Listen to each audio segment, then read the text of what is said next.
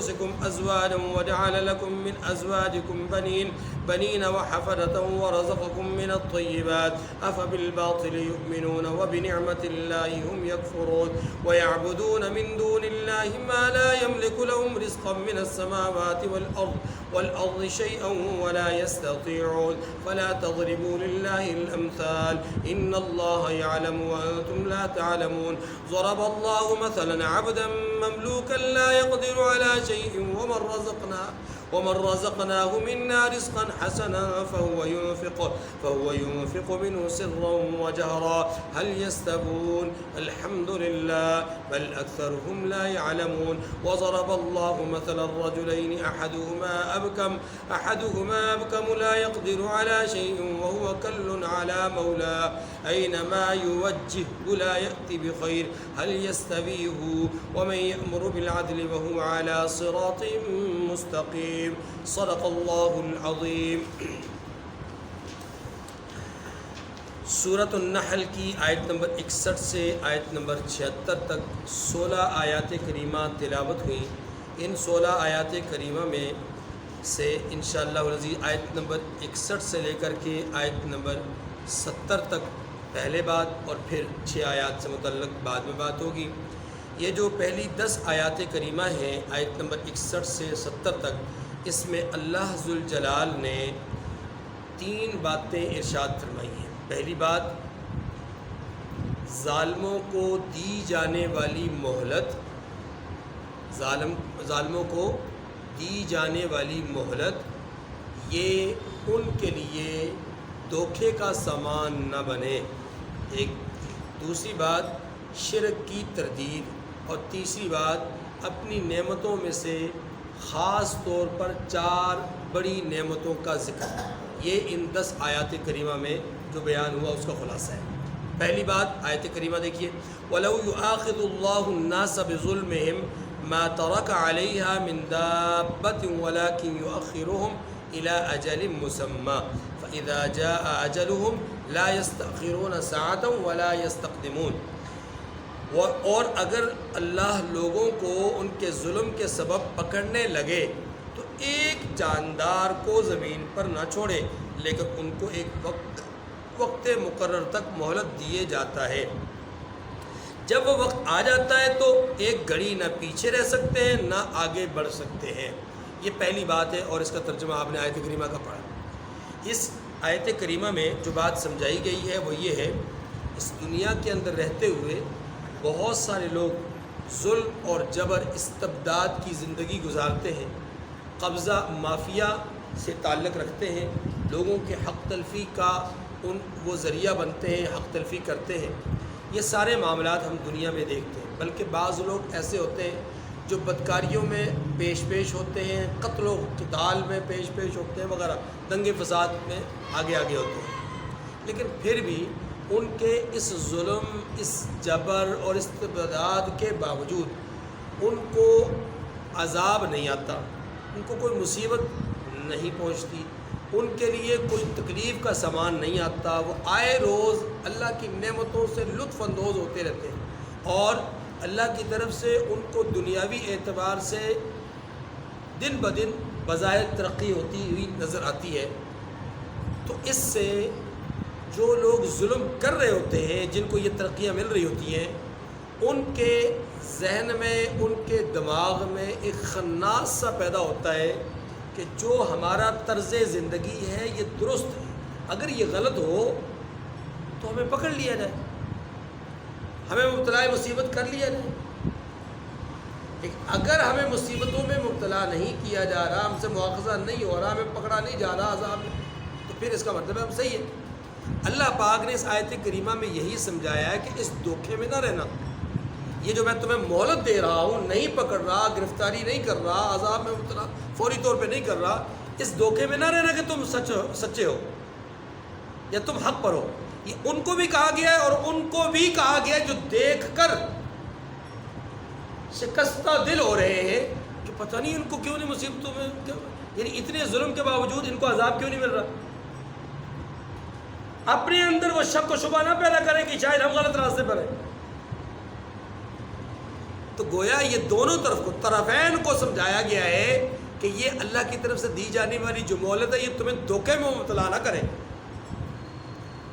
دھوکے کا سامان تمہارے لیے نہ بنے۔ کیوں؟ اس لیے کہ اللہ رب العزت نے ایک اصولی بات بتائی ہے، تمہارے گناہوں پر اگر اللہ تمہیں فوراً پکڑنا شروع کر دے، تمہارے سے مراد انسان، جانور، تمام مخلوقات، ہر ایک کو کہا گیا کہ اگر تمہاری غلطیوں پر اللہ تمہیں پکڑنا شروع کر دے، اور اگر صرف مخاطب انسان ہو تو تب بھی کہ اگر اے انسانوں تمہیں تمہارے گناہوں پر اللہ پکڑنا شروع کر دے کہ گناہ کیا فوراً عذاب، گناہ کیا فوراً مصیبت، گناہ کیا فوراً تکلیف، سزا، تو پھر اس دھرتی پر کوئی جاندار زندہ نہ رہے گا۔ بڑی بات ہے، اس سے ایک اشارہ دیا گیا ہے۔ اشارہ کیا دیا گیا؟ کہ جرم، غلطی اللہ کی ناراضگی کا سبب اور اللہ کو ناراض کرنے کے ذرائع اختیار کرنے میں انسان، جانور سبھی پیش پیش ہیں، سبھی سے غلطیاں ہو رہی ہیں، سبھی سے کوتاہیاں ہو رہی ہیں، سبھی سے ایسے اعمال صادر ہو رہے ہیں جو اللہ کی پسندیدگی والے اعمال نہیں ہیں۔ اسی لیے تو اللہ نے کہا ہے کہ اگر اللہ تمہیں تمہارے گناہوں پر پکڑنا شروع کر دے تو اس کائنات کی دھرتی پر کوئی جاندار باقی نہ رہے۔ اگر تو یہ جاندار، تمام حیوانات اور جانداروں کو مخاطب کر کے کہا گیا، پھر تو بات کوئی ایسی نہیں ہے کہ جس پہ کوئی بحث کی جائے۔ لیکن اگر یہ صرف انسانوں کو کہا گیا ہے تو سوال یہ ہے کہ گناہ انسان کرے اور نہ بچے جاندار۔ گناہ انسان کرے تو انسانوں کو نہیں بچنا چاہیے، تمام جانداروں کی نفی کیوں کی گئی کہ تمام جاندار ختم کر دیے جائے، کوئی جاندار باقی نہ رہے؟ اس کا جواب یہ ہے کہ اللہ رب العزت نے اس دھرتی میں جتنی مخلوقات بنائی ہیں یہ خدمت انسان کے لیے بنائی ہے۔ کس کے لیے بنائی ہے؟ کس کے لیے بنائی ہے؟ دیکھیں کتنی بڑی بات ہے۔ اگر انسان ہی نہ رہا تو یہ مخلوق بھی اللہ اٹھا لیں گے، اس مخلوق کو بھی اللہ ختم کر دیں گے۔ پھر بھی یہ انسان اپنے اکرام اور اعزاز کو نہیں سمجھتا۔ تو اس بات کے کرنے کا مقصد بھی یہی ہے کہ اے انسان، تیرے اعزاز اور اکرام کے لیے میں نے ساری مخلوقات کو بنایا، اب تو ہی میرا نہ رہا تو پھر یہ مخلوقات تیری خدمت کیا کریں گی؟ یا بالفاظ دیگر یوں کہہ لیجئے کہ اگر تجھے میں اس دنیا میں تیرے گناہوں کی سزا دینا شروع کر دوں تو تیرے افراد میں سے ایک بھی نہ بچے، جب تو نہیں بچے گا تو تیرے خدمت گزاروں کو بھی میں ختم کر دوں گا۔ یہ اب مطلب سمجھ گئے؟ چلیں دوسری بات، اللہ رب العزت نے شرک کی تردید کی ہے، اور وہ ہے اس آیت کریمہ میں فرمایا وَيَجْعَلُونَ لِلَّهِ مَا يَكْرَهُونَ وَتَصِفُ أَلْسِنَتُهُمُ الْكَذِبَ أَنَّ لَهُمُ الْحُسْنَى لَا جَرَمَ أَنَّ لَهُمُ النَّارَ وَأَنَّهُمْ مُفْرَطُونَ۔ یہ آیت اور اس کے بعد کی دو آیات کریمہ اسی عنوان اور موضوع کو بتاتی ہیں۔ دیکھیے، اور یہ اللہ کے لیے ایسی چیزیں تجویز کرتے ہیں جنہیں خود ناپسند کرتے ہیں۔ بس یہاں پر اس کو روکیں۔ مشرکین کے بارے میں بتایا جا رہا ہے کہ یہ رب کے لیے وہ چیزیں تجویز کرتے ہیں جو خود اپنے لیے پسند۔ کیا مطلب؟ اپنی جائیداد میں اپنے ساتھ کسی کو شریک نہیں بنانا چاہتے، اپنی جائیداد میں کسی کو شریک، اپنی ملکیت میں کسی غیر کو، کسی دوسرے کو، حتیٰ کہ اپنے سگے بھائی کو بھی شریک نہیں کرنا چاہتے۔ شرکت پہلے سے چلی آ رہی الگ بات ہے، لیکن نئی پراپرٹی جب آدمی خریدتا ہے تو کوشش یہ ہوتی ہے کہ میں اکیلا، بلکہ اپنی بیوی کو بھی شریک نہیں کرتا، بعض اوقات اپنی اولاد کو بھی شریک نہیں کرتے، مسائل نہ بن جائے بس۔ تو یہ فرمایا کہ اپنی ملکیت میں دوسرے کو تم شریک نہیں کرتے، حالانکہ رب کی ملکیت میں تم دوسروں کو شریک کرتے ہو۔ اپنے لیے وہ چیز پسند نہیں کرتے، دوسروں کے لیے پسند کرتے ہو۔ اسی طریقے سے اپنے لیے تم بیٹیاں پسند نہیں کرتے، لیکن اللہ کے لیے فرشتوں کو اللہ کی بیٹیاں سمجھتے ہو۔ کتنے عجیب۔ نمبر 3، اللہ کے لیے تم گھٹیا اور ہلکی اور ناپائیدار چیزیں بطور حصہ رکھتے ہو، اور اپنے لیے اعلیٰ، عرفہ، اور عمدہ چیزیں طلب کرتے ہو، تو کیا یہ تمہارا جو عمل ہے یہ تمہارا عمل متضاد عمل نہیں؟ اسی لیے قرآن پاک نے کہا وَيَجْعَلُونَ لِلَّهِ مَا يَكْرَهُونَ، جو اپنے لیے پسند نہیں کرتے وہ رب کے لیے پسند کرتے، جو اپنے لیے پسند نہیں کرتے وہ رب کے لیے تجویز کرتے ہیں۔ خود تو چاہتے ہیں کہ ہمارا شریک کوئی نہ ہو، لیکن رب کا شریک بناتے ہیں۔ وَتَصِفُ أَلْسِنَتُهُمُ الْكَذِبَ، اور زبان سے جھوٹ بکے جاتے ہیں کہ أَنَّ لَهُمُ الْحُسْنَى، کہ ان کے لیے قیامت میں بھلائی ہوگی۔ یعنی ایک طرف اللہ کے لیے وہ چیزیں تصور کر رہے ہیں جو اپنے لیے پسند نہیں کرتے، اور دوسری طرف اس بات کے بھی مدعی ہیں کہ قیامت کے دن ان کے لیے اچھائی ہوگی۔ سوال یہ ہے کہ مشرکین تو قیامت کے منکر ہیں، یہ قرآن نے کیسے کہہ دیا کہ وہ قیامت کے لیے اچھائی کا تصور کرتے ہیں؟ اب یہاں ترجمے سے بات نہیں سمجھ میں آئے گی، بات ترجمے سے صرف سمجھ میں، یہ بات قرآن پاک کا عمومی مطالعہ ذہن میں ہو، احادیث مبارکہ ذہن میں ہو، اور کسی رہنما کی رہنمائی کی ضرورت میں اب یہ بات سمجھ میں آئے گی۔ وہ کیسے کہ قرآن مجید کے اسلوب میں یہ بات سمجھائی گئی ہے کہ مشرکین یہ کہا کرتے تھے کہ اول تو قیامت ہے ہی نہیں، جیسا کہ سوال میں کہا گیا اول تو وہ قیامت کا انکار کرتے، پھر وہ کبھی کبھی کہتے تھے کہ اچھا اگر قیامت ہوگی بھی نا تو ہم دنیا میں بھی اچھے ہیں تو ہم قیامت کے دن بھی اچھے ہوں گے، دنیا میں بھی ہم ہی غنی ہیں تو قیامت کے دن بھی ہم ہی غنی ہوں گے، دنیا میں ہم ہی مالدار ہیں تو قیامت کے دن ہم ہی مالدار ہوں گے۔ یہ اس بات کو مد نظر رکھ کر کے کہ اگر قیامت برپا ہوئی، اگر قیامت قائم ہوئی تو پھر قیامت کی اچھائی اور بھلائی ہماری ہی ہوگی، تمہاری نہیں ہوگی۔ یہ اللہ تبارک و تعالیٰ کہ ایک طرف شرک کر رہے ہیں، ایک طرف اللہ کے لیے ناپسندیدہ چیزیں تجویز کر رہے ہیں، اور دوسری طرف دعویٰ یہ ہے کہ قیامت کے دن اچھائی ان کے لیے ہوگی۔ لا جرم ان لهم النار وانهم مفرطون، اس جملے میں اللہ نے ان کے سارے فہم، ان کے خیالات، ان کے تصورات، ان کے جو دعاوی ہیں ان سب کو رد کر دیا ہے۔ فرمایا کچھ شک نہیں کہ ان کے لیے آگ ہے، یعنی جہنم کی، دوزخ کی آگ ہے، اور یہ آگ سب سے آگے، یعنی یہ لوگ، یعنی یہ جہنمی لوگ یا یہ دوزخی لوگ یا یہ مشرک لوگ اس آگ میں سب سے آگے بھیجے جائیں گے۔ انہم مفرطون، اس کے دو تین معنی کیے گئے ہیں۔ ایک معنی یہ کیا گیا ہے کہ مفرطون متقدمون، یہ وہ لوگ ہیں، یہ دو جہنمی وہ لوگ ہیں جو اس آگ میں پہلے پیش کیے جائیں گے، آگے ان کو پیش کیا جائے گا۔ اب سوال یہ کہ جہنم میں ظاہر مشرکین نہیں جانا ہے، پہلے پیش کرنے کا کیا مطلب ہوا؟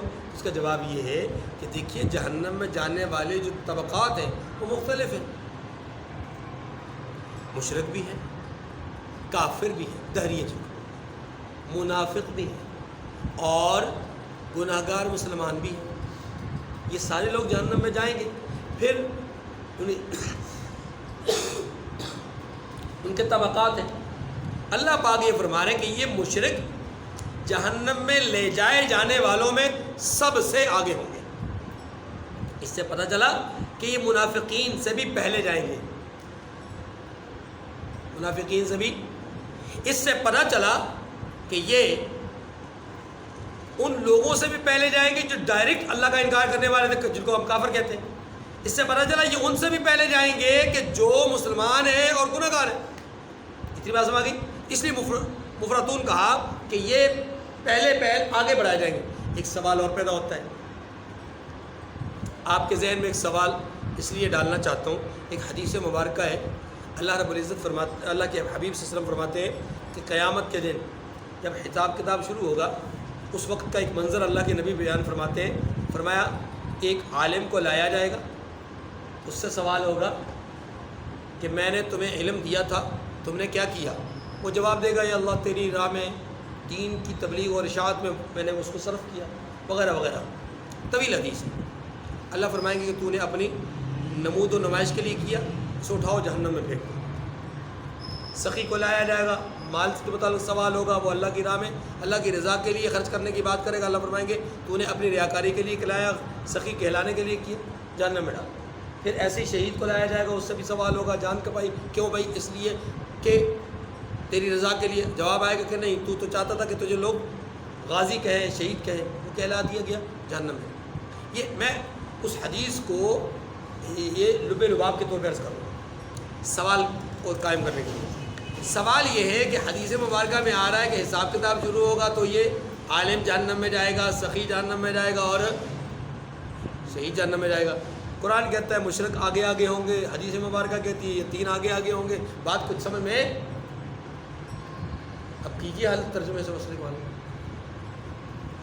جواب اس کا یہ ہے کہ جناب قیامت کے دن یوم ندعو کل اناس بامامہم، جہاں یہ بات کہی گئی ہے وہاں یہ بات بھی اس سے سمجھ میں آتی ہے کہ قیامت کے دن جہنم میں جانے والے طبقات ہیں۔ جہنم میں جانے والے کیا ہیں؟ طبقات ہیں۔ تو مجموعی طور پہ جہنمیوں میں سب سے پہلے جو طبقہ جائے گا وہ مشرکین کا ہوگا۔ یہ قرآن پاک کی آیت سے سمجھ میں آ رہا ہے۔ اور وہ جو حدیث میں آ رہا ہے وہ کیا ہے؟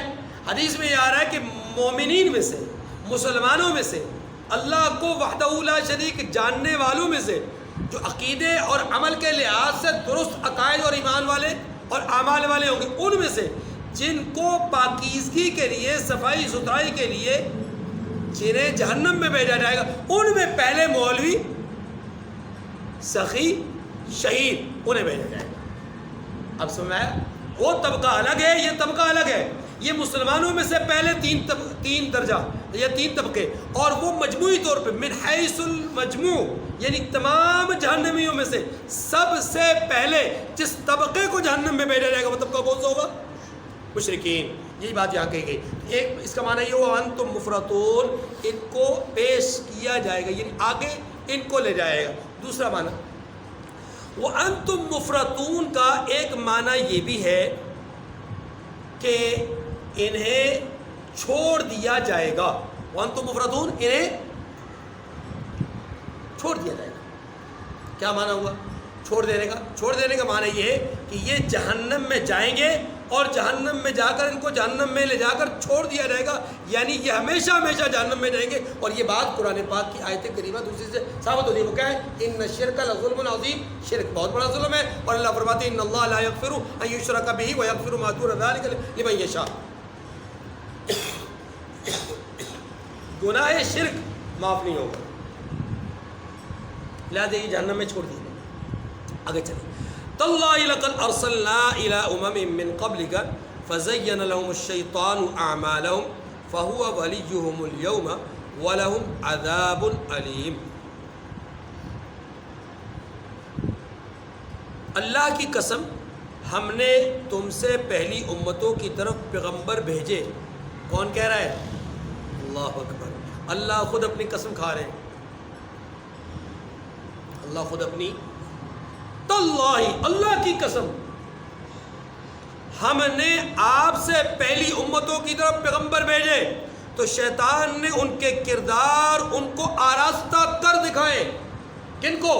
ان امتوں کو، ان لوگوں کو ان کے اعمال آراستہ کر کے دکھائے۔ فَهُوَ وَلِيُّهُمُ الْيَوْمَ وَلَهُمْ عَذَابٌ عَلِيمٌ، تو آج بھی وہی ان کا دوست ہے اور وہ ان کے لیے عذاب علیم ہے۔ کیا معنی؟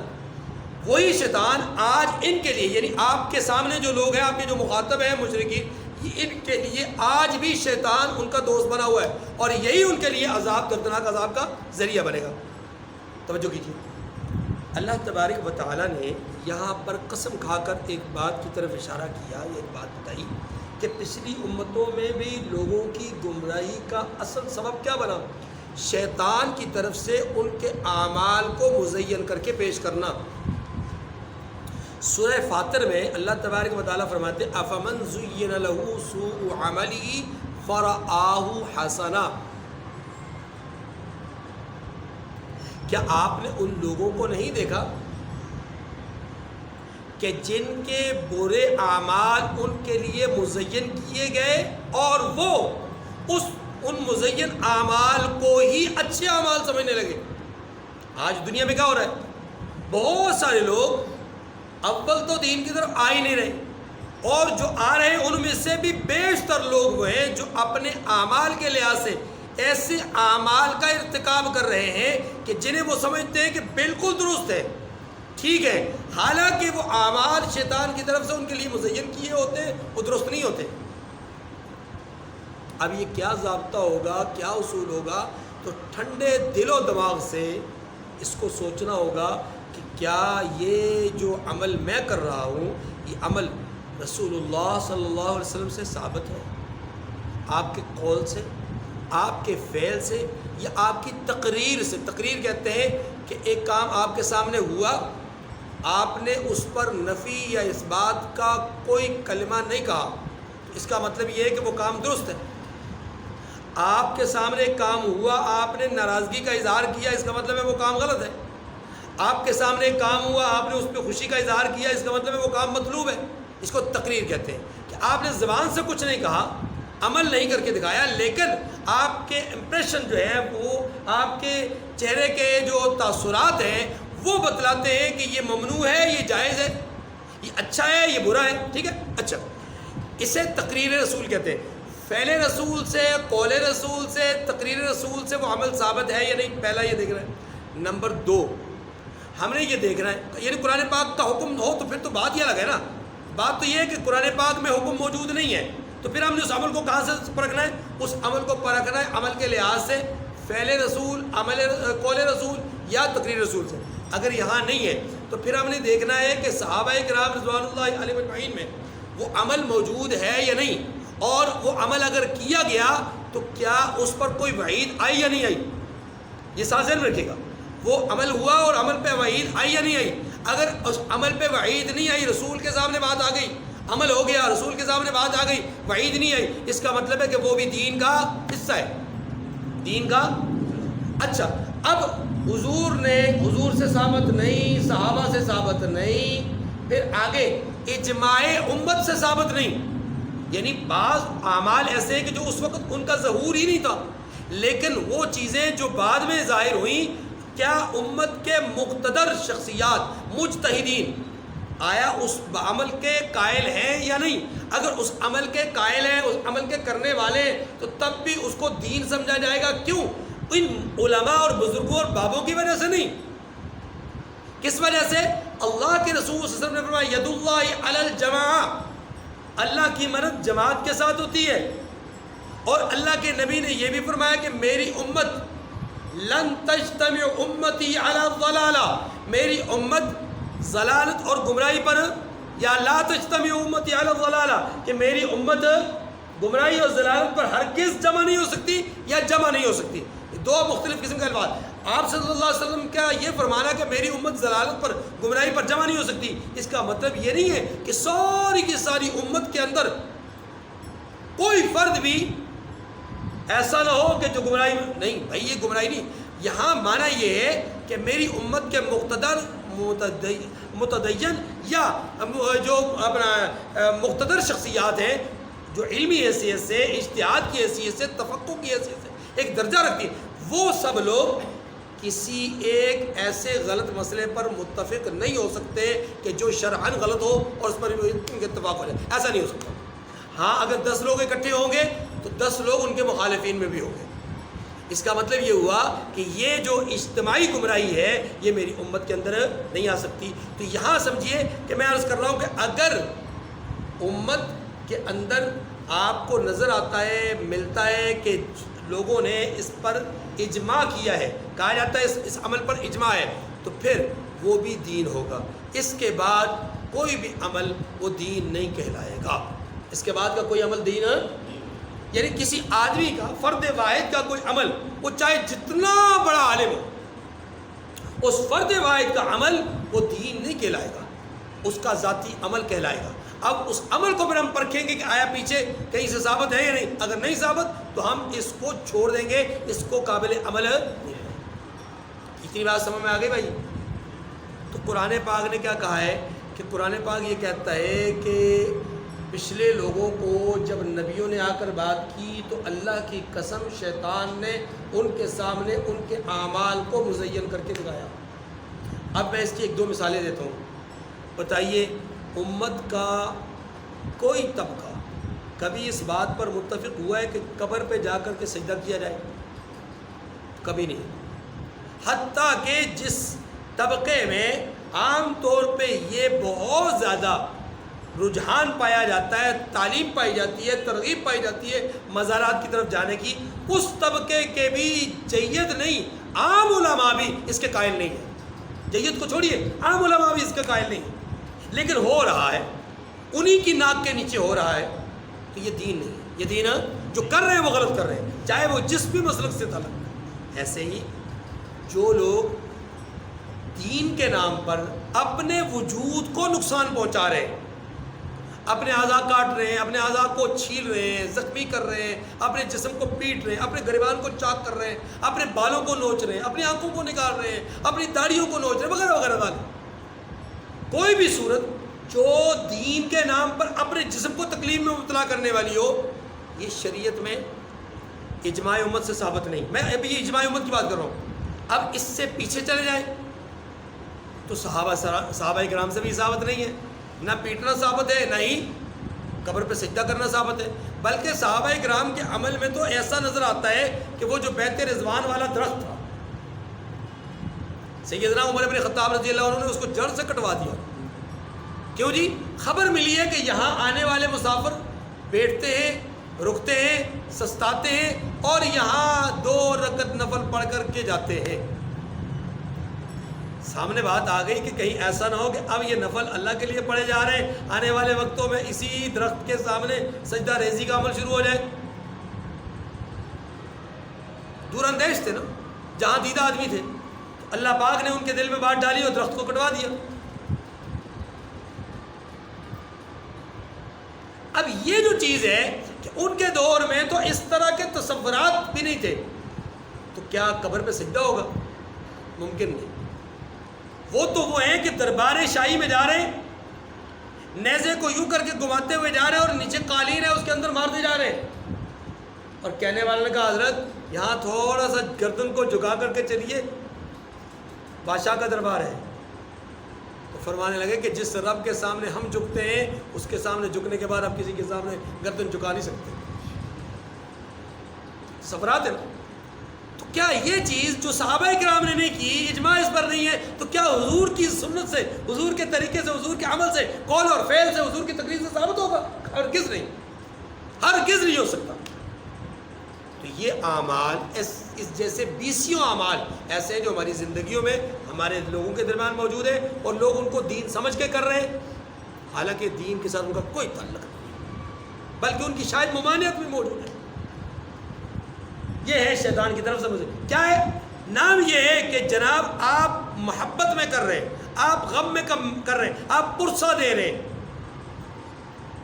آپ شہید کو، شہید کے بیٹے کو، شہید کے بچے کو، شہید کی بیوی کو، شہید کی بیٹی کو کیا کر رہے ہیں؟ پرسہ دے رہے ہیں۔ پرسے کا تصور قرآن میں نہیں ہے، پرسے کا یہ تصور حدیث میں نہیں ہے۔ اللہ اکبر۔ دیکھیے وَمَا أَنزَلْنَا عَلَيْكَ الْكِتَابَ إِلَّا لِتُبَيِّنَ لَهُمُ الَّذِي اخْتَلَفُوا فِيهِ وَهُدًى وَرَحْمَةً لِقَوْمٍ يُؤْمِنُونَ۔ اور ہم نے جو کہ تم پر کتاب نازل کی ہے تو اس کے لیے، اس لیے کہ جس امر میں ان لوگوں کو اختلاف ہے آپ اس کا فیصلہ کر دو، اور یہ مومنوں کے لیے ہدایت اور رحمت ہے۔ ہدایت اور، دیکھیے 2 لفظ استعمال ہوئے، ہدایت اور رحمت۔ ہدایت پہلے ہے، رحمت اس کا نتیجہ ہے، یعنی پہلے یہ رہنمائی کرے گی، جو اس کی رہنمائی سے فائدہ اٹھائے گا اللہ کی طرف سے، پھر یہ کتاب اس کے لیے کیا بنے گی؟ رحمت کا ذریعہ بنے گی۔ بات ختم، آگے چلیے۔ واللہ انزل من السماء، یہاں سے آگے 4 بڑی نعمتوں کا ذکر ہے۔ نمبر 1 پانی کی نعمت، نمبر 1 پانی کی نعمت، نمبر 2 جانوروں کی نعمت، نمبر 3 شہد کی اپنا دودھ کی نعمت، اور نمبر 4 شہد کی نعمت۔ اگر آپ نمبر 3 میں شراب لے لیں تو یہ شراب کے معنی میں بھی آئے گا، اور جانور ہے جانور کے معنی میں۔ دیکھیے پھل، واللہ انزل من السماء ماء فاحیا به الارض بعد موتها ان فی ذلک لآیۃ لقوم یسمعون۔ اور اللہ ہی نے آسمان سے پانی برسایا، پھر اس سے زمین کو اس کے مرنے کے بعد زندہ کیا، بے شک اس میں سننے والوں کے لیے نشانی ہے۔ 2 باتیں فرمائی، آسمان سے پانی برسایا، مردہ زمین کو اس سے زندہ کیا۔ یہ جو پانی ہے جو آسمان سے برستا ہے، اس سے مردہ کون سی زمین زندہ ہوتی ہے؟ آپ جانتے ہیں کہ بنجر زمین کو مردہ کہا جاتا ہے، سرسبز و شاداب زمین کو کیا کہا جاتا ہے؟ زندہ کہا جاتا ہے۔ تو جو زمین بنجر ہو جاتی ہے اللہ آسمانی پانی کے ذریعے سے اس کو کیا کر دیتے ہیں؟ سرسبز و شاداب کر دیتے ہیں۔ اچھا، اس بات کو بیان کرنے کا مقصد یہ ہے کہ لوگوں کے ایمان کو جھنجھوڑا جائے، لوگوں کے اندر کے ضمیر کو جھنجھوڑا جائے کہ دیکھو تم اپنی نگاہوں سے دیکھتے ہو کہ ایک مردہ چیز تمہارے آنکھوں کے سامنے زندہ ہو رہی ہے، تو تم کیوں شک میں پڑے ہو کہ ہمیں مرنے کے بعد خدا زندہ نہیں کرے گا؟ اس نعمت کو بیان کر کے اللہ ایک اور نعمت کی طرف اشارہ کر رہے ہیں، اور وہ نعمت کیا ہے؟ باس بعد الموت، مرنے کے بعد دوبارہ زندہ ہونے کی نعمت۔ یہ بھی ایک نعمت ہے، یہ بھی ایک، اسی لیے تو قرآن کہتا ہے فَبِأَيِّ آلَاءِ رَبِّكُمَا تُكَذِّبَانِ كُلُّ مَنْ عَلَيْهَا فَانٍ وَيَبْقَى وَجْهُ رَبِّكَ ذُو الْجَلَالِ وَالْإِكْرَامِ فَبِأَيِّ آلَاءِ رَبِّكُمَا، یہ سب کا مر جانا، سب کا فنا ہونا، اللہ فرماتے ہیں یہ نعمت ہے۔ یہ کیا ہے؟ کیوں نعمت ہے؟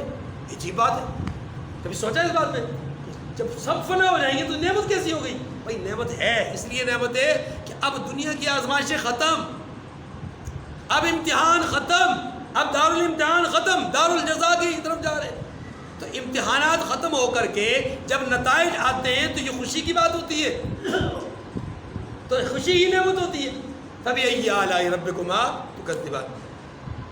دیکھیے جی، تو اللہ نے آسمان سے پانی کو برسایا اور پھر اس سے مردہ زمین کو زندہ کیا۔ اس میں سننے والوں کے لیے سننا، یہاں کیا ہر سننے والے کے لیے نشانی؟ جی ہاں، ہر وہ آدمی جس نے قرآن کو اپنے کانوں سے اندر جانے کی جگہ دی۔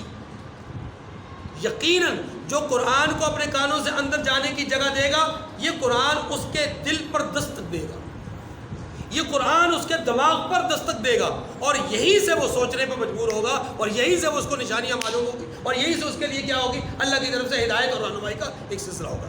اس لیے فرمایا ان فی ذلک لآیۃ لقوم یسمعون، سننے والوں کے لیے اس میں نشانی ہے۔ وان لکم فی الانعام لعبرۃ، دوسری بات فرمائی اور تمہارے لیے چارپائیوں میں بھی مقام عبرت اور مقام غور ہے۔ نسقیکم مما فی بطونہ من بین فرث ودم لبنا خالصا سائغا للشاربین، یہ جو جانور ہیں ان میں بھی تمہارے لیے نشانیاں ہیں۔ یہ دوسری نعمت بیان ہو رہی ہے، بڑی نعمت تمہارے لیے جانوروں میں بڑی نشانی ہے۔ کیسے نشانی ہے؟ ان کا گوشت، ان کی ہڈی، ان کی کھال، ان کے بال، ان کے اعضاء، ان کے اوپر سواری، بار برداری، اور یہ ساری چیزیں تمہارے لیے اللہ نے رکھی ہیں۔ لیکن ذرا غور کرو کہ یہی جانور اگر بدک جائے تو کیا تم کنٹرول کر سکتے ہو؟ ایک چھوٹا سا جانور اگر بے قابو ہو جائے تو کیا تم اسے پکڑ سکتے ہو؟ آپ چڑیا کو ہی لے لیجئے، چڑیا اگر اپنی آئی پہ آ جائے تو کیا تم اسے پکڑ سکتے ہو؟ نہیں پکڑ سکتے۔ وہ ادھر سے پھر کر کے ادھر اڑے گی، ادھر سے ادھر، یہ اڑان جو بڑھتی رہے گی، آپ اس کو کنٹرول نہیں کر سکتے۔ چاہے کہ آپ ایک ہاتھی کو کنٹرول کریں، چاہے کہ آپ ایک اونٹ کو کنٹرول کریں، اونٹ اگر بگڑ جائے اس کا کنٹرول کرنا محال ہو جاتا ہے۔ ہاتھی اگر اپنی طاقت اور قوت کے اعتبار سے بگڑ جائے تو ہاتھی کا کنٹرول کرنا محال ہو جائے گا۔ اس لیے قرآن پاک نے کہا ان جانوروں میں تمہارے لیے عبرت کا سامان ہے۔ یہ جانور کئی طرح کے ہیں، کچھ وہ ہیں کہ جو جنگلات والے ہیں، کچھ وہ ہیں جو بوزی ہیں، کچھ وہ ہیں جو پالتو ہیں، کچھ وہ ہیں جو پالتو نہیں ہیں لیکن تمہارے نفع اور سامان کے لیے، وغیرہ وغیرہ۔ ان میں پرندے بھی ہیں، ان میں چرند بھی ہیں، ان میں جو ہے وہ آپ کے گھر، اس ساری نعمت۔ لیکن اس سے اگلی بات جو کی گئی، ان جانوروں کو بیان کیوں کیا گیا؟ جانوروں کو بیان کر کے اللہ نے ایک خاص نعمت کی طرف اشارہ کرنا مقصود ہے، اور وہ نعمت کیا ہے کہ انہی جانوروں سے تم دودھ جیسی غذائیت سے بھرپور چیز، صاف اور شفاف مشروب تم حاصل کرتے ہو۔ ذرا غور کرو، ذرا سوچو، اس میں نشانی دیکھو، غور کرو کہ یہ جانور جن کو تم پالتے ہو دودھ کے لیے، یہ کھاتے کیا ہیں؟ چارہ کھاتے کیا ہیں؟ کھل بنولا کھاتے کیا ہیں؟ یہ وہ چیزیں کھاتے ہیں جن کے اندر دودھ کا کوئی ظاہراً اثر نظر نہیں آتا یا دودھ کا نتیجہ نظر، لیکن یہ سب کچھ یہ کھانے کے بعد اب ان کے جاتا کہاں ہے؟ معدے میں۔ پھر معدے میں جانے کے بعد وہ جو معدے کے اندر جا کر کے اس کو جو ہے وہ انہوں نے کرش کیا، اس کے معدے نے جا کر کے کرش کیا، اس کو زیرہ زیرہ کر دیا، ٹکڑے ٹکڑے کر دیا، اور اس کا ایک یوں سمجھ لیجئے کہ ذرہ ذرہ اس کا جو ہے الگ کر دیا۔ پھر اللہ فرماتے ہیں کہ اس معدے کے اندر سے اب وہ جو ذرات ہیں وہ بکھرنا شروع ہو جاتے ہیں۔ کس طرح؟ اپنے نتائج کے اعتبار سے، اپنے اثرات کے اعتبار سے۔ وہی چیز جو کھل کی صورت میں، وہی چیز جو گھاس پھوس کی صورت میں، سبزے کی صورت میں، چارے کی صورت میں اس نے کھائی، اب وہ چیز معدے کی وساطت سے چکی میں پس کر کے جا رہی ہے ناک کی رطوبت بننے کے لیے۔ وہی چیز اس کا ایک حصہ جا رہا ہے فضلہ بننے کے لیے، اس کا ایک حصہ جا رہا ہے جسم میں جو کیا کہتے ہیں اس کو ہڈیوں کے اندر جو گودا سا ہوتا ہے، گودا بننے کے لیے، اس کا ایک حصہ جا رہا ہے خون بننے کے لیے۔ یہ سارے حصے تقسیم ہو رہے ہیں۔ پھر آپ غور کریں کہ اسی میں سے جو فضلہ بنا، اسی میں سے جو خون بنا، اسی میں سے جو گودا بنا، ہاں اسی میں سے جو ناک کی ریڑھ بنا، یہ سب کچھ اس مادے سے بنا، اس خوراک سے بنا جو اس کے معدے میں گیا۔ اب اس کے بننے کے بعد ذرا غور کرو کہ پھر اس میں سے ہم ایک نئی چیز پیدا کر کے تمہیں دیتے ہیں، اور وہ نئی چیز کیا ہے؟ دودھ، صاف ستھرا اجلا سفید، اور اتنا صاف کہ گوبر، خون، رطوبت، ہاں جی، ان ساری چیزوں کے بیچ میں سے من بین فرث و دم، گوبر اور خون کے بیچ میں سے آ رہا ہے۔ لیکن مجال ہے کہ اس میں گوبر کی کوئی بدبو موجود ہو، خون کی کوئی آمیزش موجود ہو، گوبر کی کوئی آلودگی موجود ہو، ہاں جی، خون کا کوئی ذائقہ موجود ہو؟ نہیں، بالکل صاف شفاف، سائغن للشاربین، پینے والوں کے لیے یہ کیا ہے؟ لذت کا سامان ہے اور غذائیت سے بھرپور ہے۔ یہ ہے اللہ کی طرف سے نشانی۔ وَإِنَّ لَكُمْ فِي الْأَنْعَامِ لَعِبْرَةً نُسْقِيكُم مِّمَّا فِي بُطُونِهِ مِن بَيْنِ فَرْثٍ وَدَمٍ لَبَنًا خَالِصًا سَائِغًا لِّلشَّارِبِينَ۔ فرمایا کہ عبرت کا مقام ہے جانوروں کے اندر۔ کیسے؟ کہ ان کے پیٹوں میں جو گوبر اور لہو ہے اس سے ہم تمہیں خالص دودھ پلاتے ہیں۔ اب اگر کوئی کہے کہ جناب یہ خون، یہ گوبر، یہ ڈائریکٹ پڑا ہو اور اس کے اندر سے دودھ نکلتا ہے، ایسا تو نہیں ہوتا، میں بھی کہتا ہوں نہیں ہوتا۔ لیکن دیکھیے جو میں نے آپ کے سامنے وضاحت کی ہے اس کو اگر آپ سمجھیں گے تو آپ کو یہ بات سمجھ آئے۔ اصل کہا کیا جا رہا ہے کہ جس خوراک سے گوبر بنی، جس خوراک سے خون بنا، اب اسی خوراک سے اللہ کیا بنا رہے ہیں؟ دودھ۔ یہ دودھ نکل رہا ہے اسی خوراک کے نتیجے، گوبر، خون، ان چیزوں، رطوبت وغیرہ کے بیچ میں سے، اور اتنا صاف اور شفاف کہ فرمایا خالصاً سائغا للشاربین، خالص دودھ ہے جو پینے والوں کے لیے خوشگوار ہے۔ دیکھیے جہنمیوں کے لیے ابھی کچھ دن پہلے ہم نے ایک جملہ پڑھا تھا کہ جہنمیوں کو قیامت کے دن جہنم میں پینے کے لیے پیپ دی جائے گی۔ جہنمیوں کو جہنم میں پینے کے لیے کیا دیا جائے گا؟ پیپ، اور اس پیپ کو وہ یتجرعہ، وہ اس کو گھونٹ گھونٹ کر کے منہ میں ڈالیں گے، لیکن ولا یکاد یسیغہ، حلق سے نیچے اتار نہیں سکیں گے۔ حلق سے نیچے اتار، یہاں قرآن کیا کہتا ہے؟ یہ جو تمہیں ہم نعمت دے رہے ہیں نا، یہ صرف صاف شفاف نہیں، صرف خالص نہیں، اتنی زبردست ہے کہ تم اسے غٹا غٹ کر کے حلق سے نیچے اتار لیتے ہو اور تمہیں کوئی تکلیف نہیں ہوتی، کوئی اذیت نہیں پہنچتی، کوئی نفرت اور کوئی حقارت اور کوئی ایسی چیز نہیں ہوتی۔ آپ اس کو دیکھو آپ کو لطف آتا ہے۔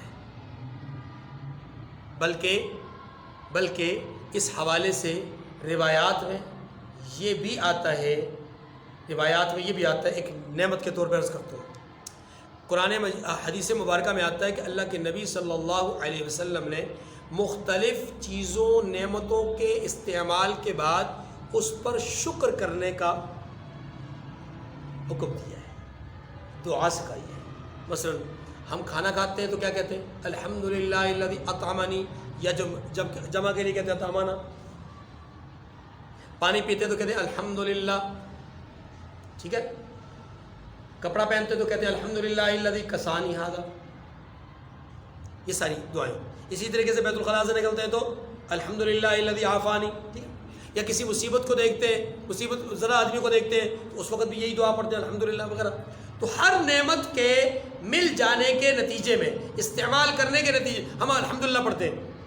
واحد نعمت ہے دودھ. حدیث مبارکہ میں اس کی دعا کیا ہے؟ الحمدللہ نہیں ہے. پینے کے بعد کیا کہا گیا ہے؟ اللہم بارک لنا فیہ وزدنا منہ. اے اللہ میرے اس عمل میں، میرے اس پینے کے عمل میں برکت پیدا فرما اور آئندہ کے لیے میری اس نعمت میں اضافہ فرما. یہاں شکریہ کی بات نہیں ہے، یا اضافے کی دعا ہو جائے گی کہ یہ اتنی عظیم نعمت ہے، اتنی اچھی نعمت ہے کہ اس نعمت میں اضافہ ہی ہونا چاہیے. برکت کی بات کی گئی ہے، ٹھیک ہے جی. ومن ثمرات النخيل والأعناب تتخذون منه سكرا ورزقا حسنا ان في ذلك لآية لقوم يعقلون. یہ تیسری نعمت یہاں پر بیان ہوئی ہے. اور کھجور اور انگور کے میووں سے بھی تم پینے کی چیزیں تیار کرتے ہو، ان سے شراب بناتے ہو، اور عمدہ رزق جو لوگ تو سمجھ رکھتے ہیں ان کے لیے ان میں بھی نشانی ہے. دیکھیے آپ پھل میوہ جات، ان کو ہر پھل کو، ہر میوے کو ایک شکل میں نہیں استعمال کرتے، مختلف شکلوں میں، مختلف صورتوں میں. خشک کر کے بھی استعمال کرتے ہیں، تر و تازہ بھی استعمال کرتے ہیں، ان کا جوس بھی بناتے ہیں، ان کو کاٹ کر بھی کھاتے ہیں، ان کو بطور کہ جو انگور اور کھجور ہے یا دوسرے پھل ہیں ان کو انسان مختلف طریقوں سے استعمال کرتا ہے. یہ تازہ بھی استعمال کیے جاتے ہیں، خشک کر کے بھی استعمال کیے جاتے ہیں. جیسا کہ عرض کیا کہ بطور غذا بھی، بطور دوا بھی. اس سے مربع جات بھی تیار کیے جاتے ہیں، اس سے سرکہ وغیرہ کا معاملات اور دوسری تیسری چیزیں، مختلف اقسام کے استعمال ہیں پھل اور میووں کے. دو چیزیں یہاں پر قرآن پاک نے بیان کی ہیں. ایک بات یہ فرمائی، یہ خاص طور پہ کھجور اور انگور کے لیے کیا فرمایا؟ تتخذون منہ سکرا ورزقا حسنا. تم ان سے شراب بناتے ہو اور رزق جو عمدہ ہے، یعنی عمدہ رزق جو تم کھاتے ہو، یا جو لوگ اس کو عمدہ رزق سمجھتے ہیں، یہ تم اس سے حاصل کرتے ہو. دیکھیے دو باتیں ہو گئی، ایک یہ کہ شراب بناتے ہو، دوسرا یہ کہ عمدہ رزق حاصل کرتے ہو. کس سے؟ کھجور اور انگور سے خاص طور پہ ذکر کیا. اس سے معلوم یہ ہوا کہ تیسری جو نعمت ہے وہ نعمت شراب کی ہے. تیسری نعمت کس کی ہے؟ شراب کی ہے. اب شراب کے متعلق یہ بات سمجھ لیجئے کہ رحمت دو عالم صلی اللہ علیہ وآلہ وسلم نے غزوہ خندق سے پہلے تک شراب کی حرمت کا کوئی اعلان نہیں کیا. یہاں تک کہ غزوہ خندق سے پہلے تک شراب استعمال ہوتی رہی، لیکن پھر اللہ رب العزت نے اس کو بتدریج، آہستہ آہستہ، مختلف مراتب کے ساتھ اس کو حرام کی طرف ذہنی کیفیت کو مائل کیا، اور پھر آخر میں فیصلہ اس کے حرمت کا دیا. اس آیت کریمہ میں بھی اللہ تعالیٰ نے شراب کے متعلق بات فرمائی کہ کھجور اور انگور سے تم شراب حاصل کرتے ہو. یہ چونکہ مکی صورت ہے اور مکہ میں شراب کی حرمت کا فیصلہ نہیں آیا، اس لیے کوئی بھائی یہ اعتراض نہ کرے کہ قرآن پاک میں خود قرآن پاک کہہ رہا ہے کہ کھجور اور انگور سے تم شراب حاصل کرتے ہو، تو گویا شراب کی تو ترغیب قرآن دے رہا ہے. تو بھائی یہ جس زمانے میں بات کی جا رہی ہے اس زمانے میں شراب کی حرمت کا فیصلہ نہیں آیا. ایک بات.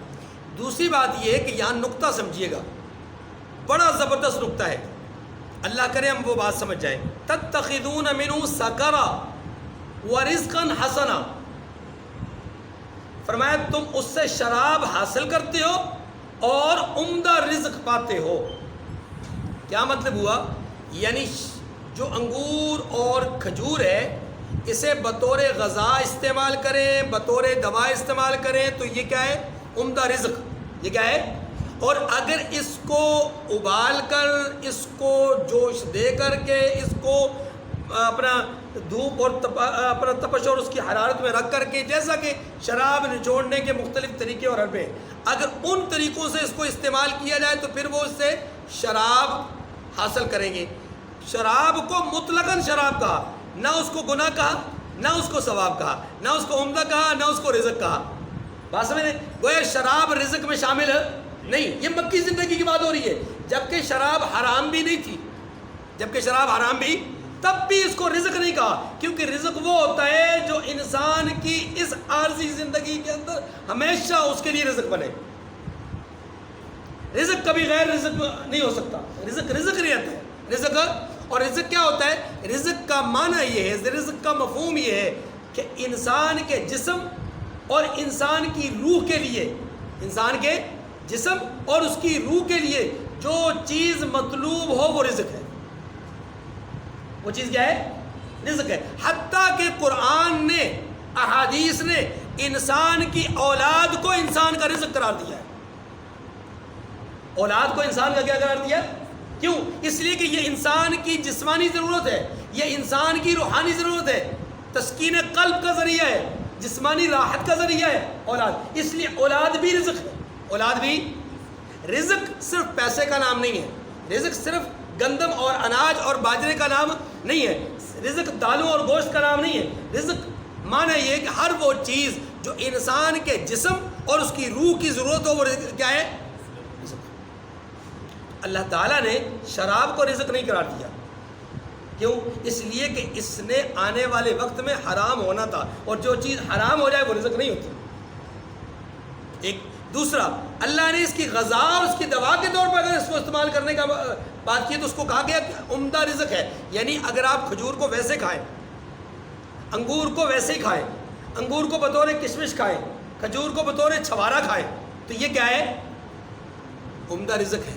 لیکن اگر اس کو جوش دے کر، ابال کر کے، اس کا پانی نچوڑ کر کے اس کو مخصوص طریقے سے اس کو پیے تو پھر یہ شراب ہے اور یہ عمدہ رزق نہیں ہے، یہ عمدہ، اس کو الگ بیان کیا۔ یہ نقطہ سمجھ میں آ گیا؟ اب چلیے، ان فی ذلک لآیۃ لقوم یعقلون، فرمایا جو لوگ سمجھ رکھتے ہیں ان کے لیے اس میں اللہ کی قدرت کی نشانی ہے۔ تین انعامات ہو گئے، پہلی نعمت پانی کی، دوسری نعمت دودھ کی، تیسری نعمت شراب کی، ٹھیک ہے؟ اب چوتھی نعمت، یہ اب تک نعمت ہے، اب تک کیا ہے؟ کب تک؟ جب تک حرمت کا فیصلہ نہیں آیا۔ چوتھی نعمت ہے شہد کی۔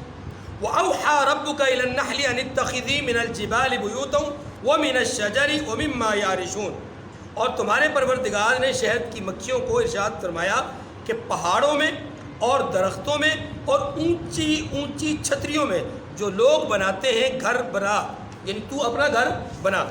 ثم کلی من کل الثمرات، پھر ہر قسم کے میوے کھا، فسلکی سبل ربک ذللا، پھر اپنے پروردگار کے صاف رستوں پر چلی چل، یعنی چلی جا۔ یخرج من بطونها شراب مختلف الوانہ فیہ شفاء للناس، اس کے پیٹ سے پینے کی چیز نکلتی ہے جس کے مختلف رنگ ہوتے ہیں، اس میں لوگوں کے لیے شفا ہے۔ ان فی ذلک لآیۃ لقوم یتفکرون، فرمایا بے شک سوچنے والوں کے لیے اس میں بھی نشانی ہے۔ یا سمجھنے والوں کی بات نہیں کی، یا سوچنے والوں کی بات کی۔ توجہ، شہد کی مکھی جسم پہ ڈنگ مار لے تو زہر آ جاتا ہے، گویا خلقت کے اعتبار سے، پیدائش کے اعتبار سے ایک زہریلی مکھی ہے۔ کیا ہے؟ زہریلی مکھی ہے۔ لیکن نفاست کا عالم یہ ہے کہ شہد کی مکھی گندگی پر نہیں بیٹھتی، گندگی پر نہیں بیٹھتی۔ اگر یہ گندگی پر بیٹھ جائے،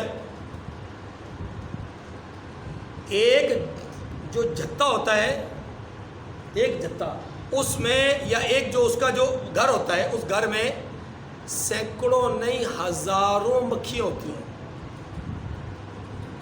ان کی بود باش کے لیے وہ ایک گھر ہوتا ہے۔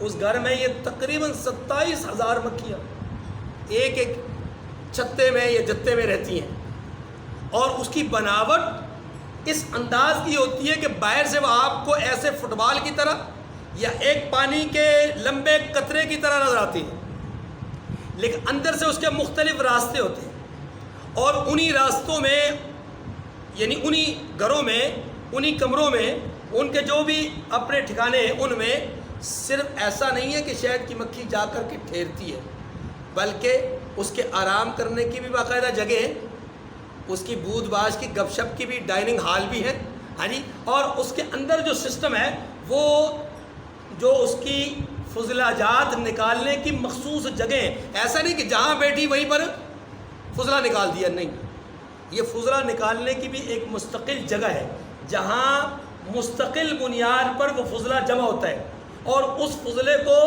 لوگ شہد کہتے ہیں، کشید کرتے ہیں، نکالتے ہیں، اور پھر اس کو بڑا قیمتی جان کر کے، شفا کا ذریعہ سمجھ کر کے، قرآن پاک کے نقطۂ نظر سے، ہاں جی، شفا کا ذریعہ سمجھ کر کے اس کو استعمال کرتے ہیں، اور شفا کا ذریعہ ہوتا بھی. یہ سارا آپ کو جو منظر بیان کر رہا ہوں یہ شہد کی مکھی کے اس گھر کا ہے کہ جس گھر میں ایک ملکہ ہوتی ہے، 27,000 مکھیاں، ان پر ایک ملکہ، اور اس ملکہ کا پورا کا پورا حکم وہاں پر چلتا ہے. ساری کی ساری مکھیاں اس کے حکم کے مطابق ایک وقت میں نکلتی ہیں، اور ایک ہی وقت ہوتا ہے ان کی واپسی کا. ان کا راستہ صاف ستھرا ہوتا ہے، پاکیزہ پھلوں پہ بیٹھتی ہیں، اچھی اور خوشبودار چیزوں کو سونگتی ہیں، اور ان کے رس کو چھینتی ہیں، اخذ کرتی ہیں، کشید کرتی ہیں. لیکن قربان جائیے اللہ کے نظام پہ کہ یہ ایسا نہیں ہے کہ بے ہنگم نکل جاتی ہے، نہیں، بلکہ ان کے لیے پورا ایک منظم سسٹم ہے. یہاں چوکیداروں کا ایک سسٹم ہے، یہاں پھولوں کو سونگ کر کے اپنے سربراہ اور اپنی ملکہ تک خبر پہنچانے کا ایک سسٹم ہے، ریکی کا ایک سسٹم ہے، جاسوسی کا ایک سسٹم ہے کہ فلاں علاقے میں، فلاں جگہ میں، فلاں بستی میں، فلاں جنگل میں، وہاں فلاں جو ہے وہ کھیت میں ایک پھول ہے، وہ پھول بڑا خوبصورت ہے، بڑا اچھا ہے، یعنی ایک قسم کا پھول، اس پر ہم جا کر کے اپنا دھاوا بول کر کے وہاں سے رس اخذ کر سکتے ہیں. یہ اس پھل کو، اس پھول کو اجاڑتی بھی نہیں ہے، اپنی مطلب کا، اپنی غرض کا، اپنی مرضی کا، اپنی ضرورت کا اس سے رس لیتی ہیں، اور لے کر کے پورے منظم انداز میں واپس آ جاتی ہیں. کوئی چھیڑے تو ساری اس پر حملہ آور ہو جاتی ہے، کوئی چھیڑے تو ساری حملہ آور ہو جاتی ہے، نہ چھیڑے تو کہتی کچھ نہیں ہے.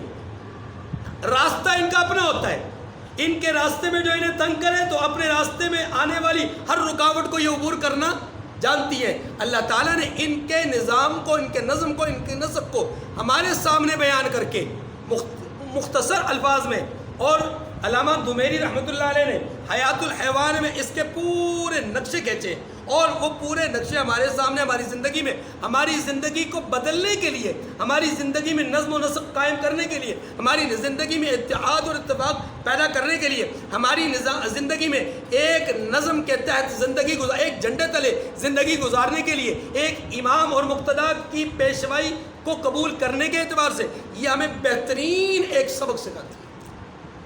اور اللہ تعالیٰ نے ان کے نظم اور نسق میں یہ خوبصورتی بھی رکھی ہے کہ ان میں سے کوئی مکھی غلاظت والی جگہ پر بیٹھ کر کے واپس آ جائے تو وہ جو ان کے چھتے کے باہر بیٹھے ہوئے چوکیدار ہوتے ہیں وہ ہر آنے والی مکھی بو سونگتے ہیں.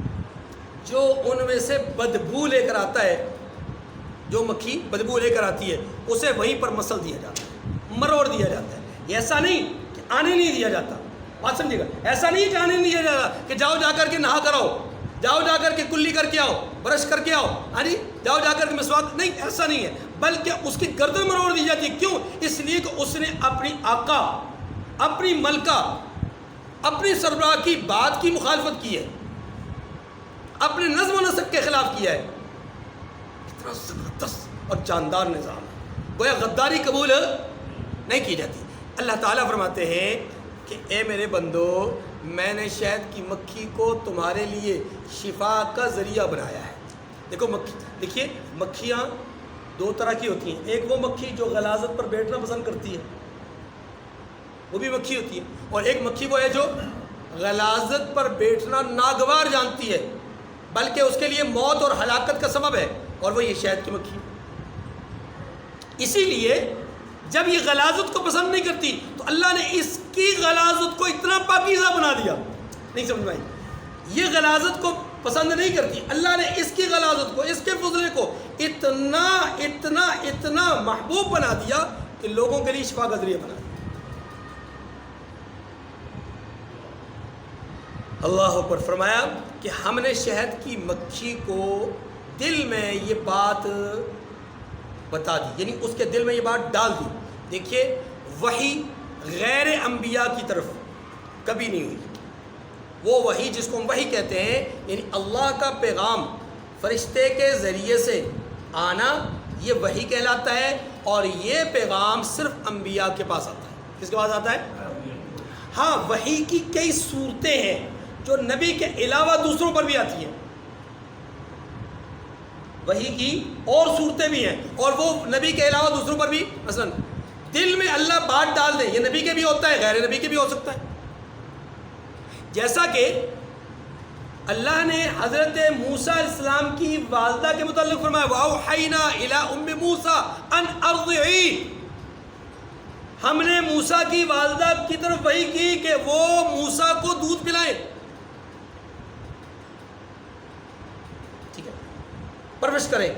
تو وہاں پر موسیٰ علیہ السلام کی والدہ کی طرف وحی کی جو بات آئی ہے، وہ وحی کون سی ہے؟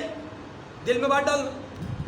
یہ جو شہد کی مکھی کی طرف وحی کی بات آئی ہے، کون سی ہے؟ دل میں بات ڈالنا. تو یاد رکھیے، دل میں بات ڈالنا یہ بھی وحی کی ایک صورت ہے. اچھا خواب، سچا خواب، یہ بھی وحی کی ایک قسم ہے، اور وحی کا 46واں حصہ ہے، یا نبوت کا 46واں حصہ ہے.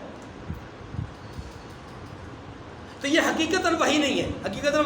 حقیقتاً وحی وہی ہوتی ہے کہ جو اللہ کا پیغام فرشتہ کسی انسان کے پاس لائے، اس کو وحی کہتے ہیں. اور وہ انسان یاد رکھیے نبی ہوتا ہے. وہ انسان کون ہوتا ہے؟ غیر نبی کے بعد وحی. اچھا چلیے، ایک بات تو یہ ہوگی. دوسری بات یہ ہے، اللہ پاک نے فرمایا کہ ہم نے شہد کی مکھی کی طرف یہ حکم جاری کیا، یا اس کے دل میں یہ بات ڈالی کہ وہ 3 طرح کی جگہوں کو اپنا مسکن بنائے. یعنی 3 طرح کی جگہوں پہ جا کر ٹھہرے. پہاڑوں میں ٹھہرے، درخت پر اپنا چھتا بنائے، یا ان اونچے اونچے چھپروں پر اپنا چھتا بنائے کہ جن کو لوگ جو ہے وہ چھتتے ہیں. دیکھیے انگور کی بیلیں لوگ اوپر لٹکانے کے لیے اور ان کو پھیلانے کے لیے، ان کو وسعت دینے کے لیے لوگ جو ہے وہ نیچے ڈنڈے لگا کر کے ایک چھپر سا بناتے ہیں تاکہ بیلیں اوپر خوب گھومے پھرے. اور اس سے کیا ہوگا؟ اس سے ان کے انگور کے جو خوشے ہیں وہ ایک بیلنس کے ساتھ لٹکتے ہوں گے، اور ان کا ایک منظم انداز ہوتا ہے، ایک پوری ایک ترتیب ہوتی ہے. ہر آدمی اس چھتے کو چھت نہیں سکتا. ان کا ایک چھتنے کا ایک مخصوص انداز ہوتا ہے. یہ کیوں؟ اس لیے تاکہ ان کا پھل خراب نہ ہو، ان کا پھل ضائع نہ ہو. اللہ پاک فرماتے ہیں آپ انہی چھتوں میں جن کو لوگ چھت رہے ہیں اپنے لیے اور اپنے پھلوں کے لیے، تم ان کو اپنا مسکن بناؤ. اور یاد رکھیے کہ شہد کی مکھیاں یہ ضروری نہیں ہے کہ ایک ہی جگہ پر ہمیشہ اپنا چھتا رکھتی ہوں، ضروری نہیں ہے. ہاں ہوتا ہے، کئی جگہ ایسی ہوتی ہیں جو مخصوص طور پر لوگ بنا لیتے ہیں. جیسے گاؤں دیہاتوں میں لوگ مکھیوں کے لیے ایک مخصوص سا اسٹائل بنا لیتے ہیں، جگہ بنا لیتے ہیں. مکھیاں وہاں آ کر کے اپنا بسیرا کرتی ہیں، اور سال ہر سال سے وہی بسیرا کر رہی ہوتی ہے، اور وہ اس سے اپنی مرضی کا شہد حاصل کر لیتے ہیں. یہ گاؤں دیہاتوں میں ہوتا ہے. لیکن عمومی طور پر شہروں میں، جنگلات میں، کھیتوں میں یا اس طرح چھپروں میں شہد کی مکھیاں اپنا مستقل بسیرا نہیں کرتی. فرمایا درختوں پر، اونچے پہاڑوں پر یا اونچی اونچی چھتریوں پر آپ. اس کے بعد فرمایا کہ پھر ہر قسم کا پھل کھاؤ. اس سے معلوم یہ ہوا، اس سے بظاہر معلوم یہ ہوتا ہے کہ ہر قسم کے پھل کو کھانے کا حکم ہے. اس کا مطلب ہے کہ وہ کڑوا پھل بھی کھائے گی، میٹھا پھل بھی کھائیں گی، اور اچھا پھل بھی کھائیں گی، اور زہریلا پھل بھی کھائیں گی. ایسا پھل کہ جو خراب ہو گیا ہے، جو نقصان دہ ہے، اس کو بھی کھائیں گی؟ نہیں.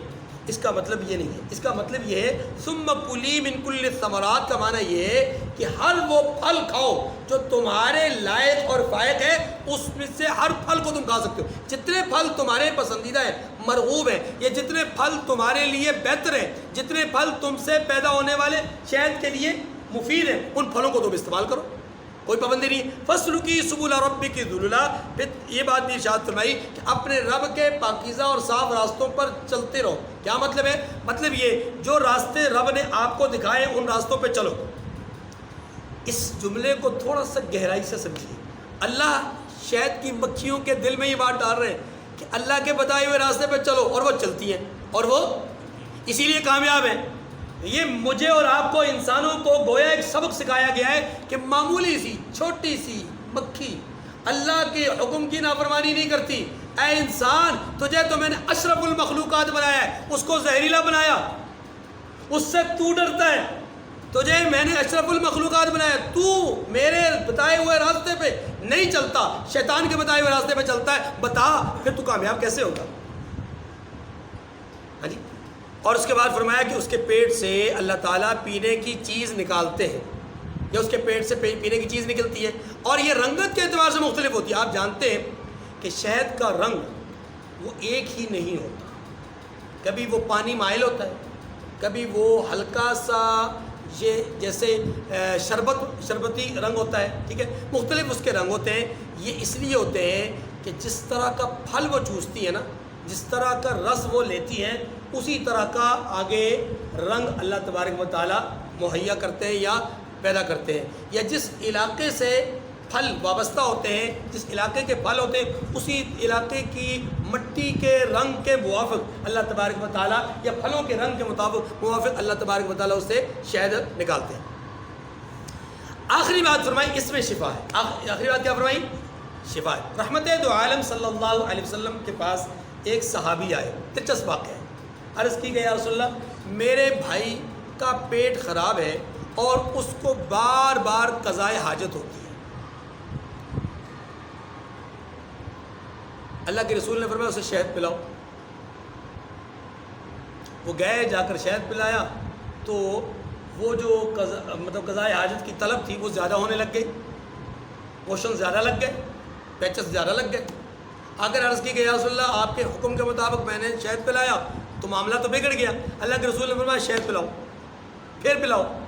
وہ گئے، صحابی رسول تھے، وہ ہماری طرح کے وہ معترضین میں سے نہیں تھے، نعوذ باللہ، وہ اس طرح کہنے والے نہیں تھے کہ یا رسول اللہ آپ کو پتہ ہے کوئی نہیں، آپ کون سے ڈاکٹر ہیں، آپ نے ایسی تجویز دے دی، دیکھیں وہ پہلے سے ہی اس کا پیٹ خراب ہو گیا۔ نہیں، دوسری دفعہ سنا، پھر چلے گئے، جا کر پھر شہد پلایا، مزید معاملہ خراب ہو گیا، بگڑ گیا۔ پھر عرض کی کہ یا رسول اللہ معاملہ اس طرح کا ہے، آپ کے حکم کے مطابق کیا لیکن معاملہ تیز ہو گیا۔ اللہ کے رسول نے فرمایا صدق اللہ، اللہ نے سچ بولا ہے، وَكَذَبَ بَطْنُ أَخِيكَ، اور تیرے بھائی کے پیٹ نے جھوٹ بولا، تیرے بھائی کے پیٹ نے جھوٹ بولا، یعنی اس نے اس حکم کو قبول ابھی نہیں کیا۔ جا کے اپنے بھائی کے پیٹ کو پھر سے شہد پلا، یعنی اس کو پھر شہد پلا۔ اب جب تیسری دفعہ جا کر شہد پلایا نا، وہ جو اندر فاسد مادے تھے نا وہ سارے کے سارے خارج ہو گئے۔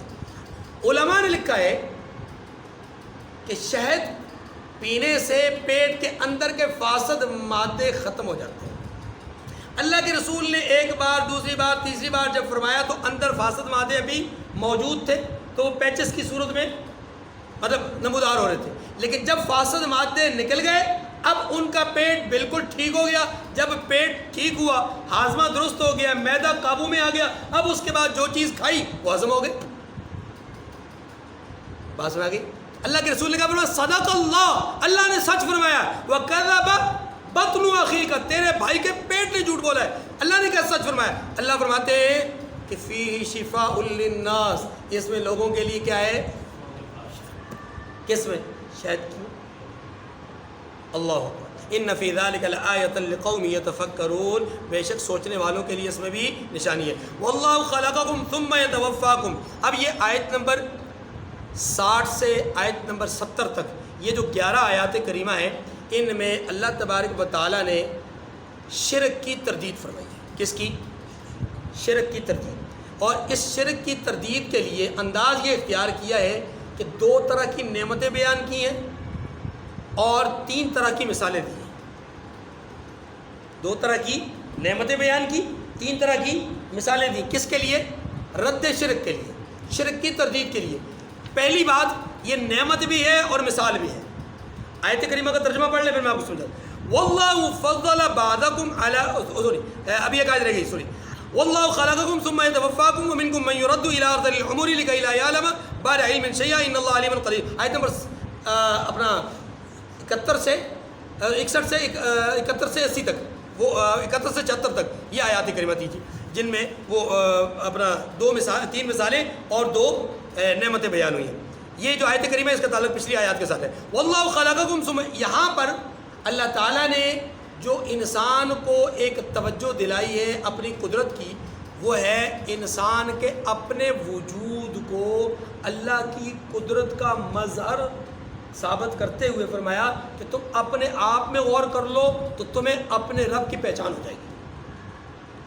اپنے آپ میں غور کرو تو تمہیں، فرمایا واللہ خلقکم ثم یتوفاکم، اور اللہ ہی نے تمہیں پیدا کیا پھر وہی تم کو موت دیتا ہے، اور تم میں بعض ایسے ہوتے ہیں کہ یرد الی ارذل العمر، کہ نہایت عمر کو پہنچ جاتے ہیں، اور اللہ اکبر لکی لا یعلم بعد علم شیئا، بہت کچھ جاننے کے بعد ہر چیز سے بے علم ہو جاتے ہیں، بے شک اللہ جاننے والا قدرت۔ دیکھیے اللہ کے رسول صلی اللہ علیہ وسلم نے بعض چیزوں سے پناہ مانگی ہے، ان میں سے ایک بات کیا ہے؟ اللہم انی اعوذ بک من ارذل العمر۔ ارذل العمر کیا ہے؟ ارذل العمر کہتے ہیں کہ انسان عمر کے اس حصے میں پہنچ جائے جہاں وہ دوسروں کا محتاج ہو، جہاں وہ دوسروں کا، بلکہ اس کی بعض حالتیں تو وہ ہوتی ہیں کہ جن میں انسان اپنی پاکی ناپاکی کا خیال نہیں رکھ سکتا، بعض حالتیں وہ ہوتی ہیں کہ جن میں انسان اپنے الفاظ پر کنٹرول نہیں رکھتا، کہ وہ جو بول رہا ہے وہ سمجھ کے بول رہا ہے، بن سمجھے بول رہا ہے۔ یہ ارذل العمر ہے۔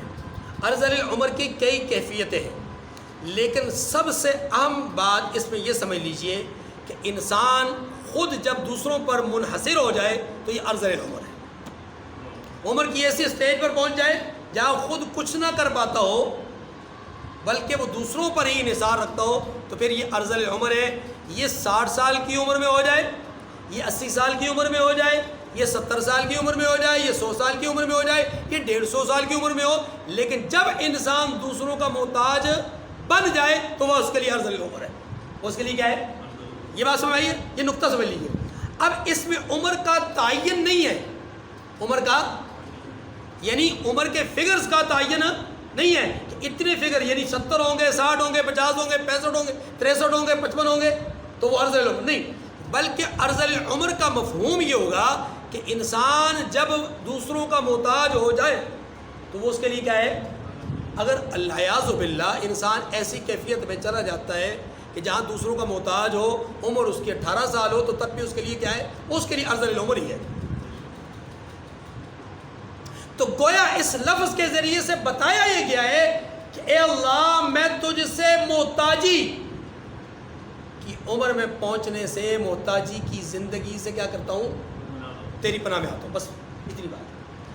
اب اللہ تبارک و تعالیٰ نے کیا فرمایا کہ تمہیں اللہ نے ہی پیدا کیا، تمہیں اللہ ہی موت دے گا، تم میں سے بعض وہ ہیں کہ جو ارذل العمر کو پہنچتے ہیں، بعض وہ ہیں کہ جو اس عمر سے پہلے ہی فوت ہو جاتے ہیں۔ یہ ارذل العمر کو پہنچتے ہیں، یہ خاص بات کی ہے۔ تم میں سے بعض وہ ہیں جو ارذل العمر کو، ہر آدمی نہیں پہنچتا، بعض پہنچتے ہیں۔ لکی لا یعلم بعد علم شیئا، اللہ اکبر۔ یہ ارذل العمر کیا ہے؟ کہ جاننے کے بعد ہر چیز سے بے علم ہو جاتے ہیں، یہ ہے وہ بات ارذل العمر۔ جاننے کے بعد ہر چیز سے بے علم، کیا مطلب؟ مطلب یہ ہے کہ دنیا میں رہتے ہوئے اپنی جوانی میں بہت ساری چیزیں جانتے تھے، بہت ساری چیزیں کرتے تھے، بہت ساری چیزوں پر جو چیزوں کو سکھاتے تھے، بہت ساری چیزوں کو سیکھتے تھے، لیکن اب عمر کے اس حصے میں آ گئے کہ اب یہ بھی نہیں سمجھ پاتے کہ یہ جو میں کام کرنے جا رہا ہوں یہ کام میرے لیے مفید ہے، یہ غلط، جو الفاظ میں بول رہا ہوں یہ الفاظ درست ہیں، یہ غلط، ٹھیک ہے؟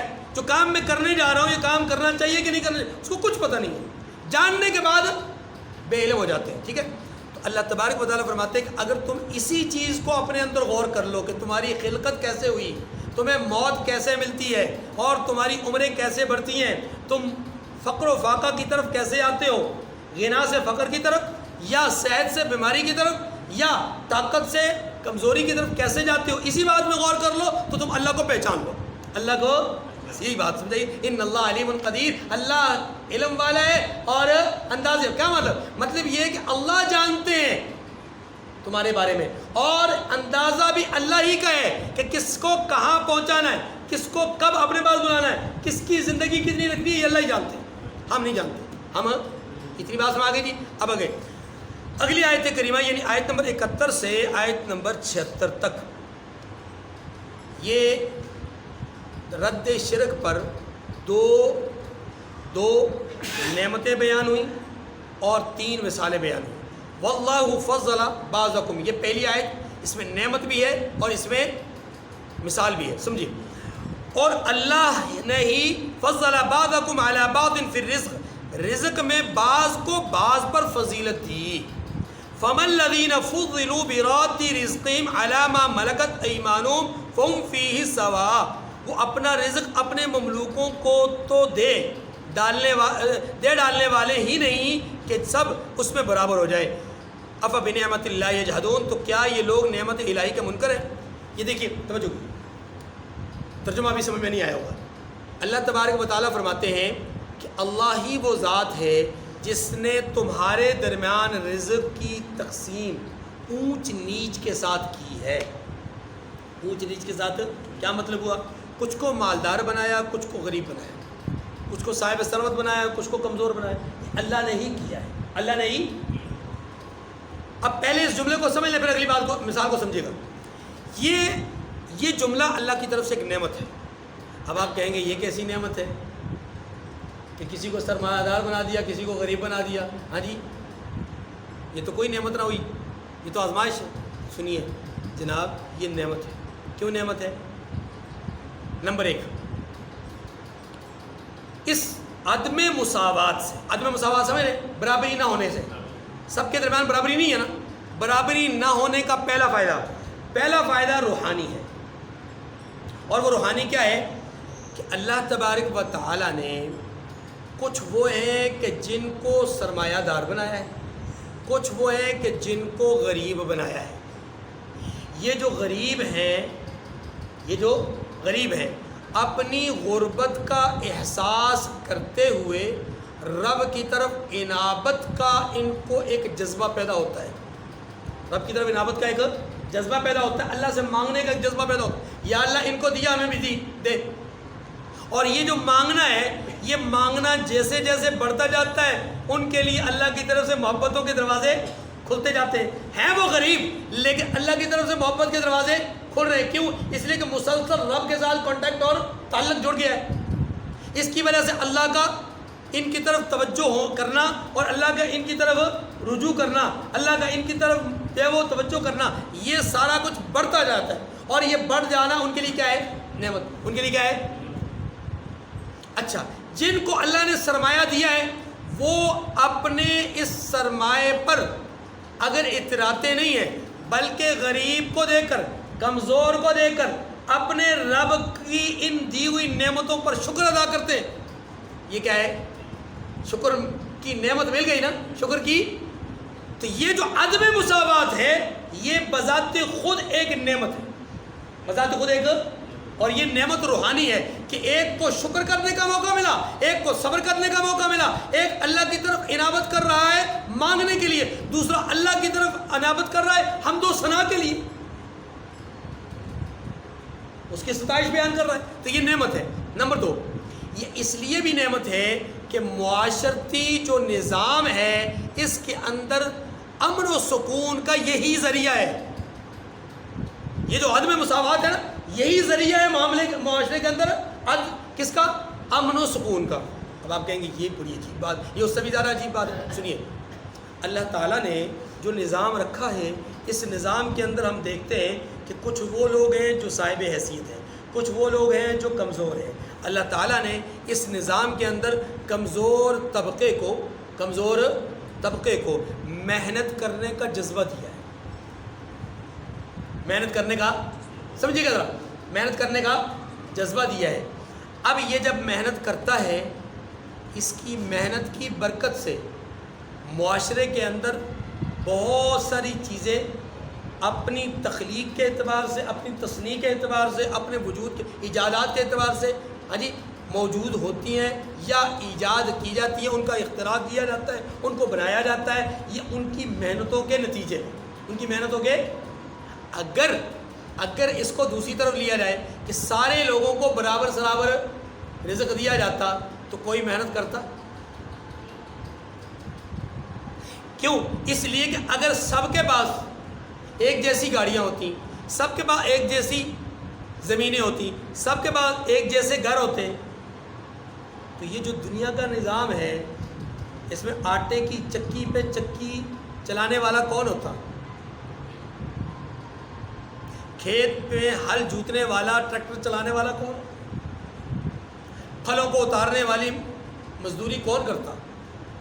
فیکٹریوں میں یہ جو 400 500 800 1000 2000 5000 10,000 بلکہ کئی میں تو ہزاروں سے بھی متجاوز، ہاں کئی کمپنیوں میں تو لاکھوں لوگ ایک ایک کمپنی میں ایک ایک مالک اور 2 2 3 3 مالکوں کے ماتحت کام کر رہے ہیں، تو وہ جو لاکھوں لوگ بطور ورکر کام کر رہے ہیں وہ کیسے کرتے ہیں؟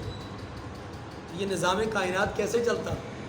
نظام کائنات میں یہ جو ہمیں امن نظر آ رہا ہے یہ امن نظر نہ آتا، یہ امن نظر۔ اب یہاں جو آپ کے ذہن میں خدشہ پیدا ہوگا وہ یہ ہوگا کہ جناب اسی پیسے کی خاطر تو قتل و قتال ہو رہا ہے، اسی پیسے کی خاطر تو قبضے ہو رہے ہیں، اسی پیسے کی خاطر تو لوگوں کے حقوق کی پامالی ہو رہی ہے، اسی پیسے کی خاطر تو یوں ہو رہا ہے، یوں ہو رہا ہے، یوں ہو رہا ہے۔ غریب کچھ پالیسیاں بن رہی ہیں، غریب مالداروں کو لوٹنے کے چکر میں ہے، مالدار غریبوں کو اپنا دشمن سمجھتے ہیں، غریب مالداروں کو اپنا دشمن سمجھتے ہیں۔ یہ کیسا امن فی الارض ہے؟ یہ تو امن نہیں، یہ تو فساد فی الارض کا ذریعہ ہے۔ تو جواب یہ کہ جناب یہ دین اسلام کی پالیسی کو نہ سمجھنے کا نتیجہ ہے۔ دین اسلام کی پالیسی کو سمجھتے تو کبھی یہ نتیجہ کیسے؟ اللہ پاک نے یہاں دین میں کیا رکھا ہے؟ دین میں یہی امن فی الارض رکھا ہے، غربت اور امیری کی اس تقسیم میں۔ کیسے؟ اللہ تعالیٰ نے غریب کو محنت کرنے کا حکم دیا، یہ گویا محنت کا ایک جذبہ دیا اور وہ جذبے سے محنت کرتا ہے، لیکن اس محنت کے باوجود اگر اس کے وسائل اس کی ضروریات کے موافق نہیں ہیں، اس کے وسائل اس کی ضروریات کے موافق نہیں ہیں، تو اب امیر کے دل میں یہ جذبہ رکھا ہے تو کہ یہ تیرا بھائی ہے، اس پر خرچ کر، اگر یہ رزق کی وجہ سے مر گیا، اگر یہ بھوک کی وجہ سے مر گیا، اگر یہ پیاس کی وجہ سے مر گیا، اگر یہ اپنے سامان ضرورت کے نہ ملنے کی وجہ سے مر گیا، تو کل قیامت کے دن تیرا گریبان پکڑ کر جھنجھوڑا جائے گا، پوچھا جائے گا کہ میں بیمار تھا، تو نے میری تیمارداری کیوں نہ کی؟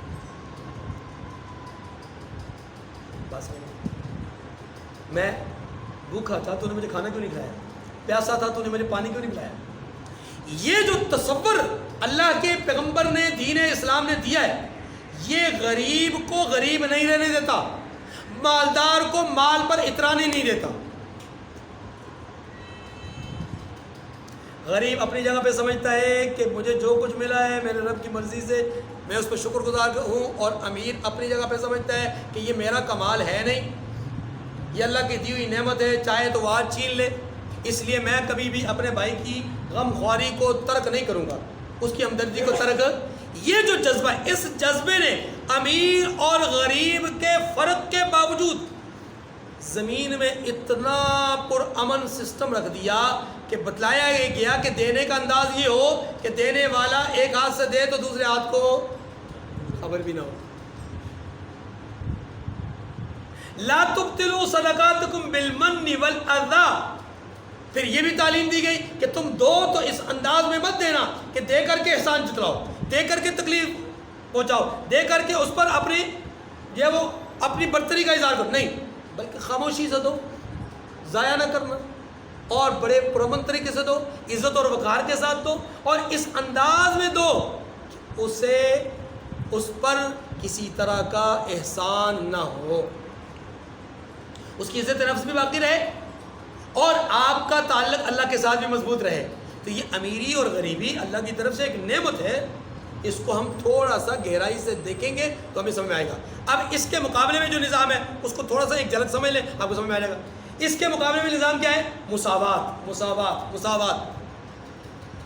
پوری رعایا میں ہر فرد ایک لیول کا ہو، ہر فرد کا ایک رہن سہن ہو، ہر فرد کا ایک ہی طور طریقہ ہو، ہر فرد کے پاس ایک جیسی ذریعہ معاش ہو، ٹھیک ہے، یہ ہے مساوات۔ اس مساوات کا نعرہ لگانے والی قوم نے سب سے زیادہ تفاوت اور فرق پیدا کیا ہے۔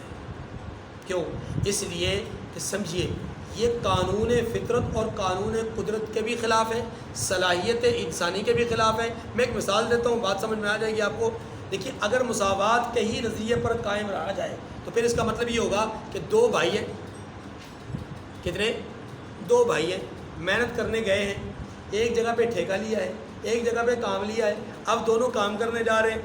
ایک وہ ہے جو آرام سے جیب سے سگریٹ نکالتا ہے اور سگریٹ پہ کش لگاتا ہے اور ایسے کر کے ٹیک لگا کے بیٹھا ہوا ہے، اور دوسرا بیچارہ کدال لے کر کے زمین کھودتا جا رہا ہے، پسینے سے شراب ہو رہا ہے گرمی میں، ہاں جی، اور اس کا حال سے بے حال ہو گیا، اور یہ صاحب مزے سے سوٹے لگا رہے ہیں، پھر کبھی جاتے ہیں پانی پینے کے لیے، کبھی جاتے ہیں واش روم وغیرہ یعنی اپنے قضاء حاجت کے لیے، کبھی ٹیک لگا کر کے تھوڑا سا استراحت کرتے ہیں، اور شام کو ہاتھ جھاڑ کر کے اس سے مطالبہ کرتے ہیں بھائی ہماری کمٹمنٹ ہوئی ہے، فرض کریں 5,000 روپے میں ٹھیکا ہوا ہے، تو 5,000 میں سے 2,500 تم لو، 2,500 میں لیتا ہوں۔ اب ایمانداری سے بتلائیے جس نے آج محنت کی ہے وہ کل کرے گا؟ ہاں جی، کل کرے گا؟ یہ چھوٹی سی مثال ہے۔ اس کائنات کے نظام میں اگر ایسا ہو جائے کہ ہر انسان کا رہن سہن ایک جیسا ہو جائے گا تو بتلائیے محنت کون کرے گا بھائی؟ ہر آدمی کے اندر سستی، غفلت، کوتاہی، لاپرواہی بے انتہا ہو۔ اس لیے یہ جو اللہ نے نظام رکھا، تفریق رکھی ہے نا، یہ ایک نعمت ہے۔ یہ کیا ہے؟ ہاں، اس کی بہت ساری حکمتیں جو شاید ہم بیان نہیں کر پاتے، سمجھ نہیں پاتے اپنی جگہ پر، لیکن حقیقت یہ ہے کہ ایک نعمت ہے۔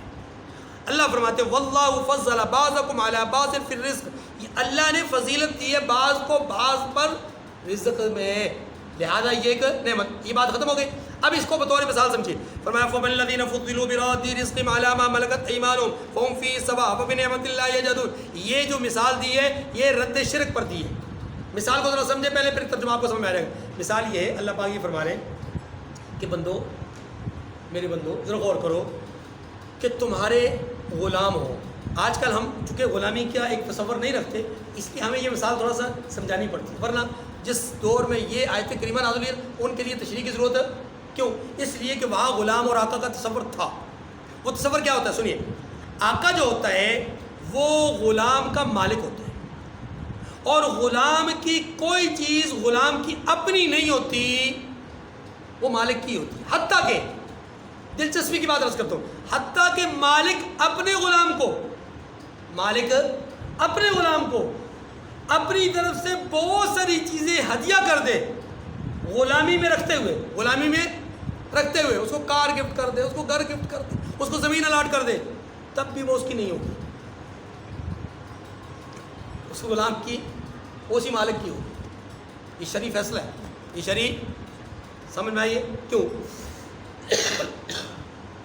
اس لیے کہ غلام اپنی ذات میں کچھ بھی حیثیت نہیں رکھتا، اپنی ذات میں کوئی حیثیت، اگرچہ اس کے پاس نام لگ جاتا ہے کہ آپ کے نام پہ یہ دینے والا بھی کون؟ مالک۔ اللہ فرماتے ہیں کہ اول تو تم اپنے غلام کو اپنے جیسا دینا ہی نہیں چاہتے، سمجھو، اپنے غلام کو اپنے جیسا دینا ہی نہیں چاہتے، پھر اگر تم دو بھی تو اس کا ہوتا نہیں، تو بتاؤ مالک اور مملوک برابر ہو سکتے ہیں؟ غلام اور آقا برابر ہو سکتے ہیں؟ نہیں۔ حالانکہ تم خالق نہیں ہو، حالانکہ تم مالک نہیں ہو، وہ اصل مالک، حالانکہ تم رازق نہیں ہو، حالانکہ تم پیدا کرنے والے نہیں ہو، لیکن اس کے باوجود بھی تم پسند نہیں کرتے کہ تم اپنے غلام کو اپنے جیسا بنا لو۔ تو ظالمو، میرے لیے کیوں پسند کرتے ہو کہ میں خالق بھی ہوں، مالک بھی ہوں، رازق بھی ہوں، تو میرے ہی مملوکوں کو میرے برابر لا کے کھڑا کر رہے ہو؟ بات سمجھائیے، اب مثال سمجھائیے، یہ سمجھ، فَمَا الَّذِينَ فُضِّلُوا بِرَادِّ رِزْقِهِمْ عَلَى مَا مَلَكَتْ أَيْمَانُهُمْ فَهُمْ فِي سَوَاءٍ۔ وہ اپنا رزق اپنے مملوکوں کو تو دے ڈالنے والے ہی نہیں، اپنا رزق اپنے مملوکوں کو دینے والے نہیں ہیں کہ سب اس میں برابر ہو جائیں۔ جب اپنے بارے میں یہ تصور ہے تو خالق کے بارے میں کیوں تصور کرتے ہیں کہ اس نے فرشتوں کو اپنا شریک بنا لیا، یا معبودان باطلہ کو اس کا تم شریک سمجھتے ہو، یا عزیر علیہ السلام کو، یا عیسیٰ علیہ السلام کو، یا لات، حبل، عزا، منات وغیرہ وغیرہ مختلف زمانے کے مختلف معبودان باطلہ، یہ اللہ کے مملوک ہیں، یہ اللہ کے، تو مملوک کبھی بھی کسی چیز کا مالک افا بنعمت اللہ، یعنی تو کیا یہ لوگ نعمت الہی کے منکر ہیں، یہ ناشکر ہیں؟ یہی شکر، عرب شکر کو بیان کیا۔ اچھا دوسری نعمت، واللہ جعل لکم من انفسکم ازواجا وجعل لکم من ازواجکم بنین وحفدۃ ورزقکم من الطیبات افبالباطل یؤمنون وبنعمت اللہ هم یکفرون، فرمایا اور اللہ ہی نے تم میں سے تمہارے لیے عورتیں پیدا کی، تم میں سے تمہارے لیے، کیا مطلب ہوا؟ دیکھیے اگر اس کو انسان اول کی طرف دیکھا جائے تو پھر بآسانی سمجھ آئے گا۔ حضرت آدم علیہ السلام سے اماں جی ہوا پیدا ہوئی، ایسی ہے نا، تو گویا انسان مردوں سے عورتیں پیدا ہوئی۔ پھر اگر دوسری طرف دیکھیں عمومی خلقت کے ایک انداز کو، جو قانون قدرت ہے اس کو دیکھیں، اس سے بھی ظاہر ہے کہ جو انسانی مادہ ہوتا ہے اس سے ہی یہ تخلیق ہوتی ہے، تو کون تخلیق ہو رہا ہے؟ عورتیں، مرد بھی ہو رہے ہیں عورتیں بھی ہو رہی ہیں، تو یہاں بات کی جا رہی ہے کس کو؟ عورتوں کی، اس لحاظ سے کہ یہ عورتیں، یہ جو تمہاری بیویاں ہیں، یہ تمہارے لیے اللہ کی طرف سے ایک نعمت ہے، اللہ کی طرف سے ایک، واللہ جعل لکم من انفسکم ازواجا، تمہیں میں سے تمہارے لیے عورتیں پیدا کی ہیں، وجعل لکم من ازواجکم، اور انہی عورتوں سے تمہارے لیے کیا بنایا ہے؟ بنین وحفدۃ، بیٹے اور پوتے پیدا کیے، بیٹے اور ورزقکم من الطیبات، اور کھانے کو تمہیں پاکیزہ چیزیں دی ہیں، کھانے کا تمہیں، یہ اللہ کی نعمت ہے، اللہ نے تمہیں اولاد کی نعمتوں سے نوازا، یہ ہے انسان کی نسبی افزائش، یعنی نسب کی افزائش نسل، ٹھیک ہے، کہ نسل اس کی بڑھ رہی ہے، یہ بھی ایک نعمت ہے جو انسان کو اللہ نے دی ہے۔ اور دوسرا، انسان کو اس کی جان بچانے کے لیے جو نعمتیں ہیں جن کو رزق کہتے ہیں وہ بھی دی ہیں، کہ اس کی اپنی جان بھی بچ جائے اور اس کے آگے نسل بھی چلتی رہے، آگے چلے۔ افبالباطل یؤمنون وبنعمت اللہ هم یکفرون، یہاں پر بھی یہی بات فرمائی، تو کیا یہ بے اصل چیزوں پر اعتقاد رکھتے اور خدا کی نعمتوں سے انکار کرتے اور نہیں کرتے؟ بات سمجھ آ گئی؟ وَيَعْبُدُونَ مِن دُونِ اللَّهِ مَا لَا يَمْلِكُ لَهُمْ رِزْقًا مِنَ السَّمَاوَاتِ وَالْأَرْضِ شَيْئًا وَلَا يَسْتَطِيعُونَ، فرمایا اللہ کے سوا ایسوں کو پوچھتے ہیں جو ان کو آسمانوں اور زمین میں روزی دینے کا ذرہ بھی اختیار نہیں رکھتے اور نہ کسی اور طرح کا مقدور رکھتے۔ اللہ کے سوا جتنی بھی چیزیں ہیں یہ نہ تو قدرت علمی رکھتی ہیں اور نہ ہی قدرت قاہرہ رکھتی ہے۔ کیا مطلب؟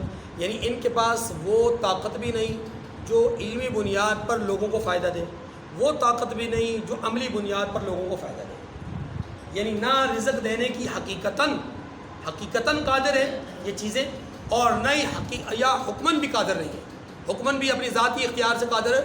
ہاں اللہ اگر ان کو سبب بنا دے تو الگ بات ہے، ورنہ یہ اپنی ذات کے اعتبار سے قادر نہیں، یہی بات۔ اب اگلی جو بات ہے اس کا تعلق اگلی دو مثالوں کے ساتھ ہے، بڑا مختصر سے ہے، فرمایا فلا تضربوا للہ الامثال ان اللہ یعلم وانتم لا تعلمون۔ پہلے ترجمہ پڑھ لیں، فرمایا اللہ کے بارے میں مثالیں نہ بناؤ، اللہ کے بارے میں مثالیں، ان اللہ بے شک اللہ ہی جانتا ہے، وانتم لا تعلمون تم نہیں جانتے۔ سمجھیے، اللہ کے لیے مثالیں نہ بناؤ، مطلب یہ کہ اللہ کے لیے غلط مثالیں پیش نہ کرو۔ دیکھیے جی، دنیا کے اندر جو شرک ہے نا، شرک، اس کا بنیادی سبب اور ذریعہ بنا یہی انسانوں کا اللہ کے بارے میں مختلف قسم کی مثالیں سوچنا، یہ بنیادی سبب بنا۔ کیسے؟ اگر آپ مشرکین مکہ کی ہسٹری کو پڑھیں، آپ موجودہ دور کے جو مشرک ہیں ان کی بھی ہسٹری کو پڑھیں، ان سے بھی آپ تاثرات لیں، تو آپ کو ایک چیز کامن نظر آئے گی، مشترک نظر آئے گی، اور وہ کیا ہے کہ سب کا تصور یہ ہے کہ اصل تو اللہ ہی ہے۔ اصل کون ہے؟ اصل کون ہے؟ اللہ ہی ہے، لیکن اللہ تک پہنچنے کے کچھ ذریعے ہیں۔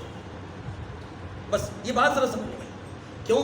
اس لیے کہ ہم سوچتے ہیں، یعنی ہم سے مراد وہ لوگ سوچتے ہیں، یہ جو انسان ہے نا جو شرک کر رہے ہیں، وہ سوچتے یہ ہیں کہ جس طرح ایک مملکت چلتی ہے سربراہ مملکت سے، لیکن وہ اکیلا نہیں چلا رہا ہوتا، سربراہ مملکت اکیلا نہیں چلا رہا ہوتا، بلکہ اس کے ماتحت پوری ایک ٹیم ہوتی ہے، شورا ہوتی ہے، پارلیمنٹ ہوتا ہے، سینٹ ہوتا ہے، عدلیہ ہوتی ہے، مقننہ ہوتی ہے، یہ سارے سسٹم ہوتے ہیں.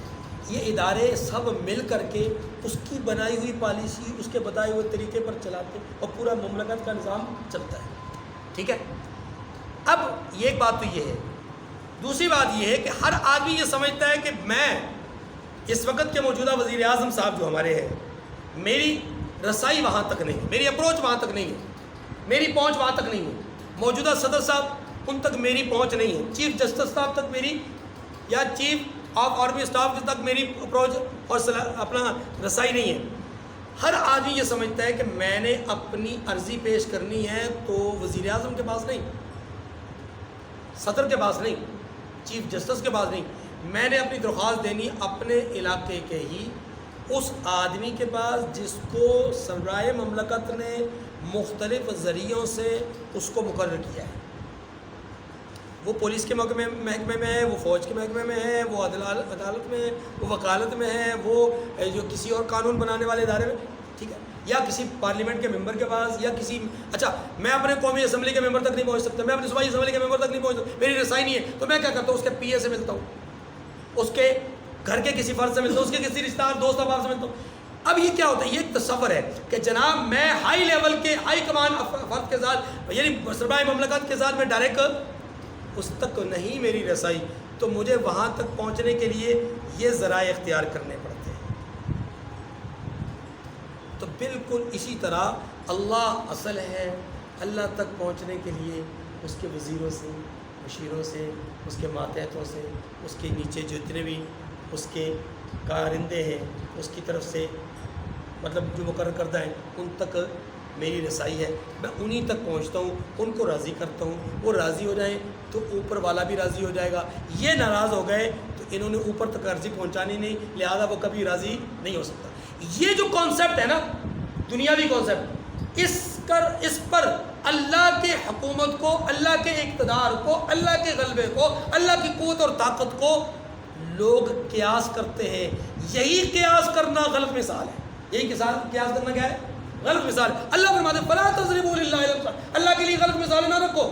کیوں؟ اس لیے کہ اللہ تو کہتے ہیں وَإِذَا سَأَلَكَ عِبَادِي عَنِّي فَإِنِّي قَرِيبٌ، میرے حبیب جب آپ سے میرے بارے میں پوچھے تو کہہ دینا کہ میں ان کے قریب ہوں. کتنا قریب ہوں؟ نحن اقرب الیہ من حبل الورید، میں ان کے شہرک سے بھی زیادہ قریب ہوں.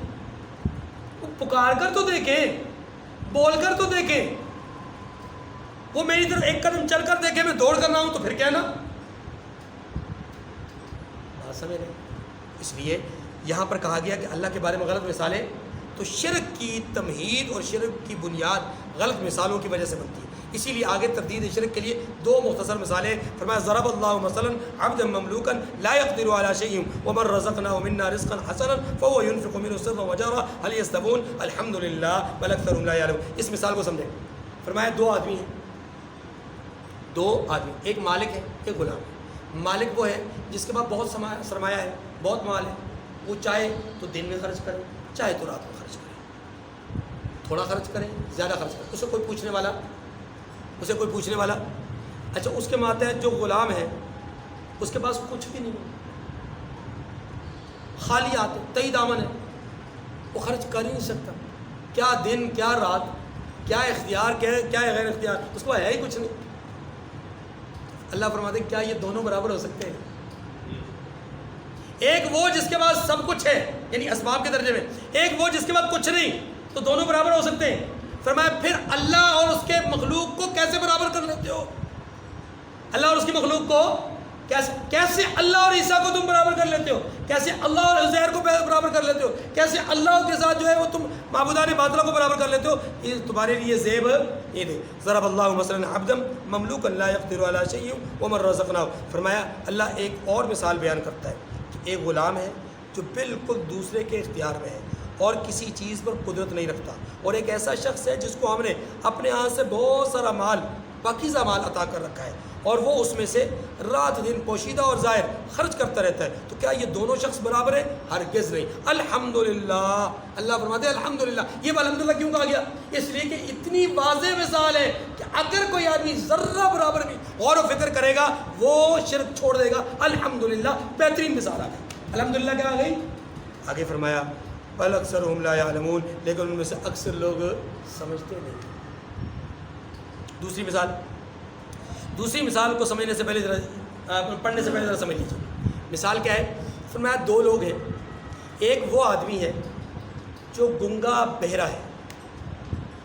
ایک وہ آدمی ہے جو گنگا بہرا ہے، بول بھی نہیں سکتا، سن بھی نہیں سکتا، کسی کام نہیں آ سکتا. اور ایک وہ ہے جو اپنے معافی ضمیر کا بھرپور اظہار کر سکتا ہے، اپنی صلاحیتوں کو استعمال کر سکتا ہے. تو میں بتاؤ کیا یہ دونوں برابر ہیں؟ یہ دونوں برابر ہو سکتے ہیں؟ نہیں ہو سکتے. یہ مثال دی ہے کہ ایک وہ ہے جو بے اختیار ہے، ایک وہ ہے جس کے پاس اختیارات ہیں. یعنی اللہ وہ ہے جن کے پاس تمام تر اختیارات ہیں، اور اس کی مخلوق وہ ہے جو بے اختیار ہے. تو تم بے اختیار کو با اختیار کے ساتھ کیسے جوڑ لیتے ہو؟ برابر نہیں ہو سکتے. فرمایا وضرب اللہ مثلا الرجلین، فرمایا اللہ ایک اور مثال بیان فرماتا ہے کہ دو آدمی ہیں، ایک ان میں سے گنگا ہے اور بے اختیار و ناتواں، کہ وہو کل علی مولا، وہ کسی چیز پر قدرت نہیں رکھتا اور اپنے مالک کو دو بر ہو رہا ہے، یعنی اپنے مالک کے اوپر بوجھ ہے. اینما یوجہ لا یأتی بخیر، وہ جہاں اسے بھیجتا ہے بلائی نہیں لاتا. مطلب یہ اس کا مالک اس کو جہاں پر بھی روانہ کرے، جہاں پر بھی بھیجے، وہ فائدہ نہیں اٹھاتا. کیوں؟ نہ وہ کسی کی بات سن سکتا ہے، سمجھ سکتا ہے، نہ کسی کو اپنی مدعا سمجھا سکتا ہے، تو نقصان ہی اٹھاتا، فائدہ سمجھ رہے؟ اچھا، اس کے بعد فرمایا کہ حل یستوی ہو، کیا ایسا گنگا بہرا شخص اور وہ شخص کہ من یأمر بالعدل، جو لوگوں کو انصاف کرنے کا حکم دیتا ہے، مطلب یہ کہ جس کے اندر بولنے کی صلاحیت ہے، اپنے ضمیر کا اظہار کرنے کی صلاحیت ہے، اپنی بات کو منوانے، سکھانے، سمجھانے کی صلاحیت، کیا یہ دونوں برابر ہو سکتے ہیں؟ حل یستوی ہو ومن یأمر بالعدل، کیا یہ گنگا بہرا اور وہ جو بولنے والا ہے، کیا یہ وہ جو بے صلاحیت ہے اور وہ جو باصلاحیت ہے، یہ جو بے اختیار ہے وہ جو با اختیار، کیا یہ دونوں برابر ہو سکتے ہیں؟ وہو علی صراط مستقیم، حالانکہ وہ خود سیدھے راستے پر چل رہا ہے. کیا یہ دونوں برابر ہو سکتے ہیں؟ دونوں برابر ہے. تو پھر اللہ فرماتے ہیں کہ کیسے تم اللہ کو اور اس کے